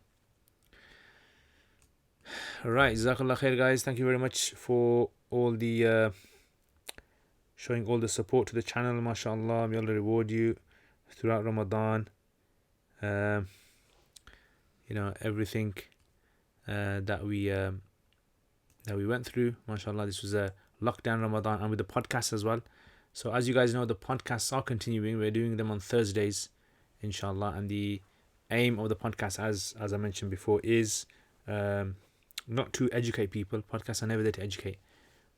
Podcasts are there to open discussion. Yeah, to have open discussion about things and to maybe kind of like inspire more. Yeah. Okay, thoughts on the protests around the globe? Allahu A'lam. I'm thinking more about the plumber that's coming tomorrow than protests. What's the wisdom behind Sharia law that a thief hand got amputated or got stoned to death? The same, what's the wisdom? See, these kind of things are like questions like, what's the wisdom behind putting someone in prison for 25 years for murder or for 40 years? Yeah, what's the wisdom behind this? So it's like trying to find the wisdom for these things. There is a wisdom, but trying to kind of locate the wisdom isn't really something which the Sharia will always tell us. Yeah, and clearly we can see that putting someone in prison isn't really a good idea. Yeah, because prisons are overflowing now. So the Sharia, when it comes out with a specific sort of ruling, that ruling is there to benefit society, even if we can't understand. Like praying 5 times a day, what's the wisdom of praying 5 times a day? We don't know, right? No one knows what 5 times a day is. Why not 6 times a day? Why not 10 times a day? But 5 times seems to be something which Allah has chosen for us. Same with regards to the cutting of the hand. This seems to be what we call a deterrent. The idea of the hudud, the 4 or 5 hudud the Hanafis mention, is deterrent more than anything else. Is to show the public, look, this kind of, taking someone's wealth or fornicating with someone else, this is a abhorrent crime. This is of society. It destroys society, and this is the kind of thing you're going to be expecting if anyone gets involved. What time do you go to bed? When I finish the live stream. Jazakallah khair, Sufyan, for protecting the fort, bro. And how's things in Derby? When's the next? I was actually supposed to come down to Derby in Ramadan for Zakat course, but because of COVID-19. When's the next Q&A? Inshallah, next Saturday. Inshallah, it's going to continue now as usual. Saturdays, normal time, 9 o'clock, and so. May Allah reward you. Jazakallah khair, sister. A nickname, Jazakallah khair. S. Hussain, Jazakumullah khair. Ibrar. Wa alaikum salam. What's the difference between Nas and Ibaratun Nas in Usul Fiqh? So, the difference between I was going to finish now anyway. But so the difference between Nas and Ibaratun Nas is that Nas is considered to be a level which is higher than Zahir. As in, Zahir is where the kalam can be understood, but it might be misunderstood. Nas is where the kalam is understood, and making a mistake in understanding it can't happen. As in, you understand the siyaqul kalam, like why the kalam has been brought. And Ibaratun Nas, so Nas is more to do with the clarity of the text, whereas Ibaratun Nas is not to do with the clarity. Because Zahir and Nas and Mufassir and Muhkam, these are all 4 to do with how clear the text is. Whereas Ibaratun Nas is to do with what you gain from the text, what you understand, like how deep do you understand from the text. It's to do with more the depth. So Ibaratun Nas is, whether the kalam is siqa li ajlihi or not, it's what you understand from the text itself. And then you have, Isharatun Nas, and then Dalalatun Nas, and then Iqtida'un Nas. So I don't know, are you doing the Usul videos? My Usul, 28 Usul videos. So if you are, then I do actually I talk about it more in depth when I do the Usul al-Shashi. In Usul al-Shashi I talk about it more in depth. In the 28 lessons I don't go too much into the differences between the 20 different types. If a person says Wallahi uhibbuka and he doesn't become Hanith, how come? If a person says Wallahi uhibbuka, so hinth, like an oath can only occur if you swear an oath on something which is of the future. It can't be something like of the present or past. It has to be something of the future. So that wouldn't be an oath. Yeah, so like if someone said Wallahi, I read a book, that's not an oath.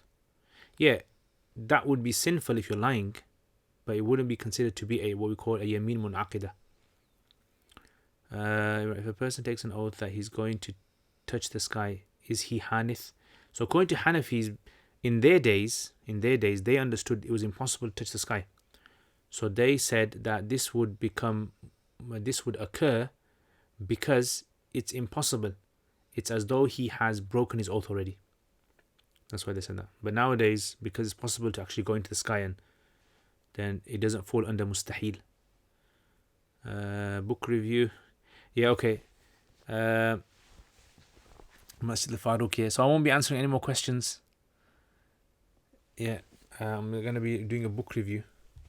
So, as a Muslim, is shaving the beards haram? There's difference of opinion. Yeah, difference of opinion among scholars. Yeah, you can become Masjid al-Faruq years ago with Zakat. Next time I will give you my number. Inshallah. Definitely, bro. Definitely. Sharif, assalamu alaikum. Insects other than halal. Not going to Hanafis. Going to Malikis, nearly every insect is halal. Nadeem, Assalamu alaikum. How's Dad? Me Billah from Bayswater Road. Give salams, Dad. Inshallah, Nadeem. Jazakallah khair. I will give him salams, inshallah. Yeah, he's very well. Okay, so this is a book I'm going to show you guys. This is the book I was talking about in the beginning. Mukhtarat min Adab al-Arab. Yeah. Mukhtarat min Adab al-Arab. This was actually sent to me by one of my students from Saudi. And this is a copy that actually he got hold of, and I can't get hold of this copy, but it's a very nice copy. This is, so I don't know if you guys can see it. Yeah. Is it visible? Is it non-visible? So this is 2 volumes. So 2 volumes in 1 volume. Right? Now, Abul Hasan Nadawi, he was someone who was an expert in the science of Adab al-Arabi, yeah, which is Arabic literature. And he was so good at it that he actually, many Arab scholars actually benefit from his books, right? They actually called him to their countries, Egypt and Jordan and other places, and he delivered, workshops for them. And he has actually written whole collections of this. And if you go online, you can actually type in his website, Abul Hasan Nadawi, and he's got loads of his books. He's passed away now, but yeah, this is one of them. And he's got another one like this, but it's called Mukhtarat min Adab al-Arab. This is called Qism al-Nathar, which is a non-poetry, but he's got a poetry version of it as well. So both these books are I highly recommend if someone wants to study advanced stuff in adab. This is a very good book to study. So if you're familiar with Nafhatul Arab and Nafhatul Yaman, these kind of books, and Maqamat al-Hariri, then this is like a very good book to study. I would suggest studying this book rather than those books, because this book it's got all sorts of like text he's brought together. He knows this is the kind of thing students need.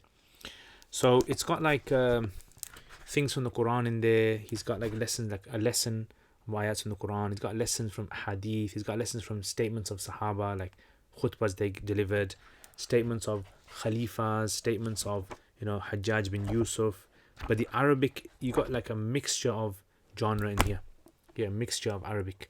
So it's if your Arabic is very good, you can actually read through it and you enjoy it a lot. It's got really some good stuff in there. See, the thing is, I could read some stuff from here, but it's like the translation of it is quite long. Translation of it is not really gonna be able to do justice to the text itself. So I just want to find something maybe.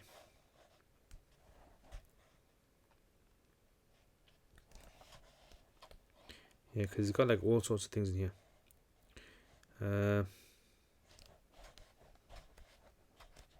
Yeah, I can't find anything.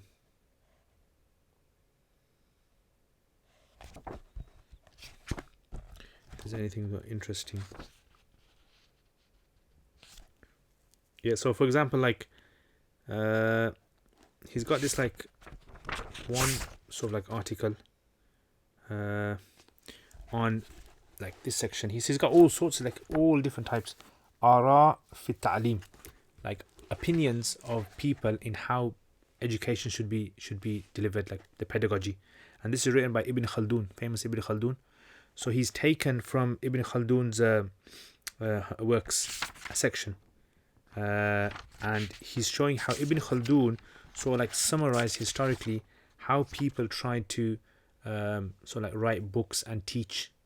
Yeah, so anyone's interested in pedagogy or methods of teaching, like the madrasa style teaching, or even in the madrasa certain styles of teaching. So this book is very, very, this Ibn Khaldun's book, Muqaddim Ibn Khaldun, he's got one section on that. He's got loads of sections, different sections, but one section he's got on this. I don't know if any of you guys have ever read Muqaddim Ibn Khaldun. So he's got like this like section in from there as well. So like I said, he's got like all sorts of things from Egyptian writers and historical writers and Indian subcontinent writers. So it's a very, very good book, I would say. It's got a mixture of everything that you need. Yeah, so I would suggest students to study this. And so one of the guys who actually teach this book too, alhamdulillah, benefits a lot because it's got a lot of good expressions in there, Anyway, thank you very much, guys. Jazakumullah khair for being wonderful people. May Allah reward all you guys and put barakah in your time and your efforts and yeah, and your du'as as well. Abrar is putting flowers on grave permissible according to Hanafis. Difference of opinion according to later Hanafis. It's not an early Hanafi issue, it's a later Hanafi. Some say yes, some say no. My position on this, which is many of my teachers, yes, it's allowed. Alright guys, take care inshallah. Remember your du'as and I will see you guys next time inshallah. Assalamu alaikum wa rahmatullahi wa barakatuh.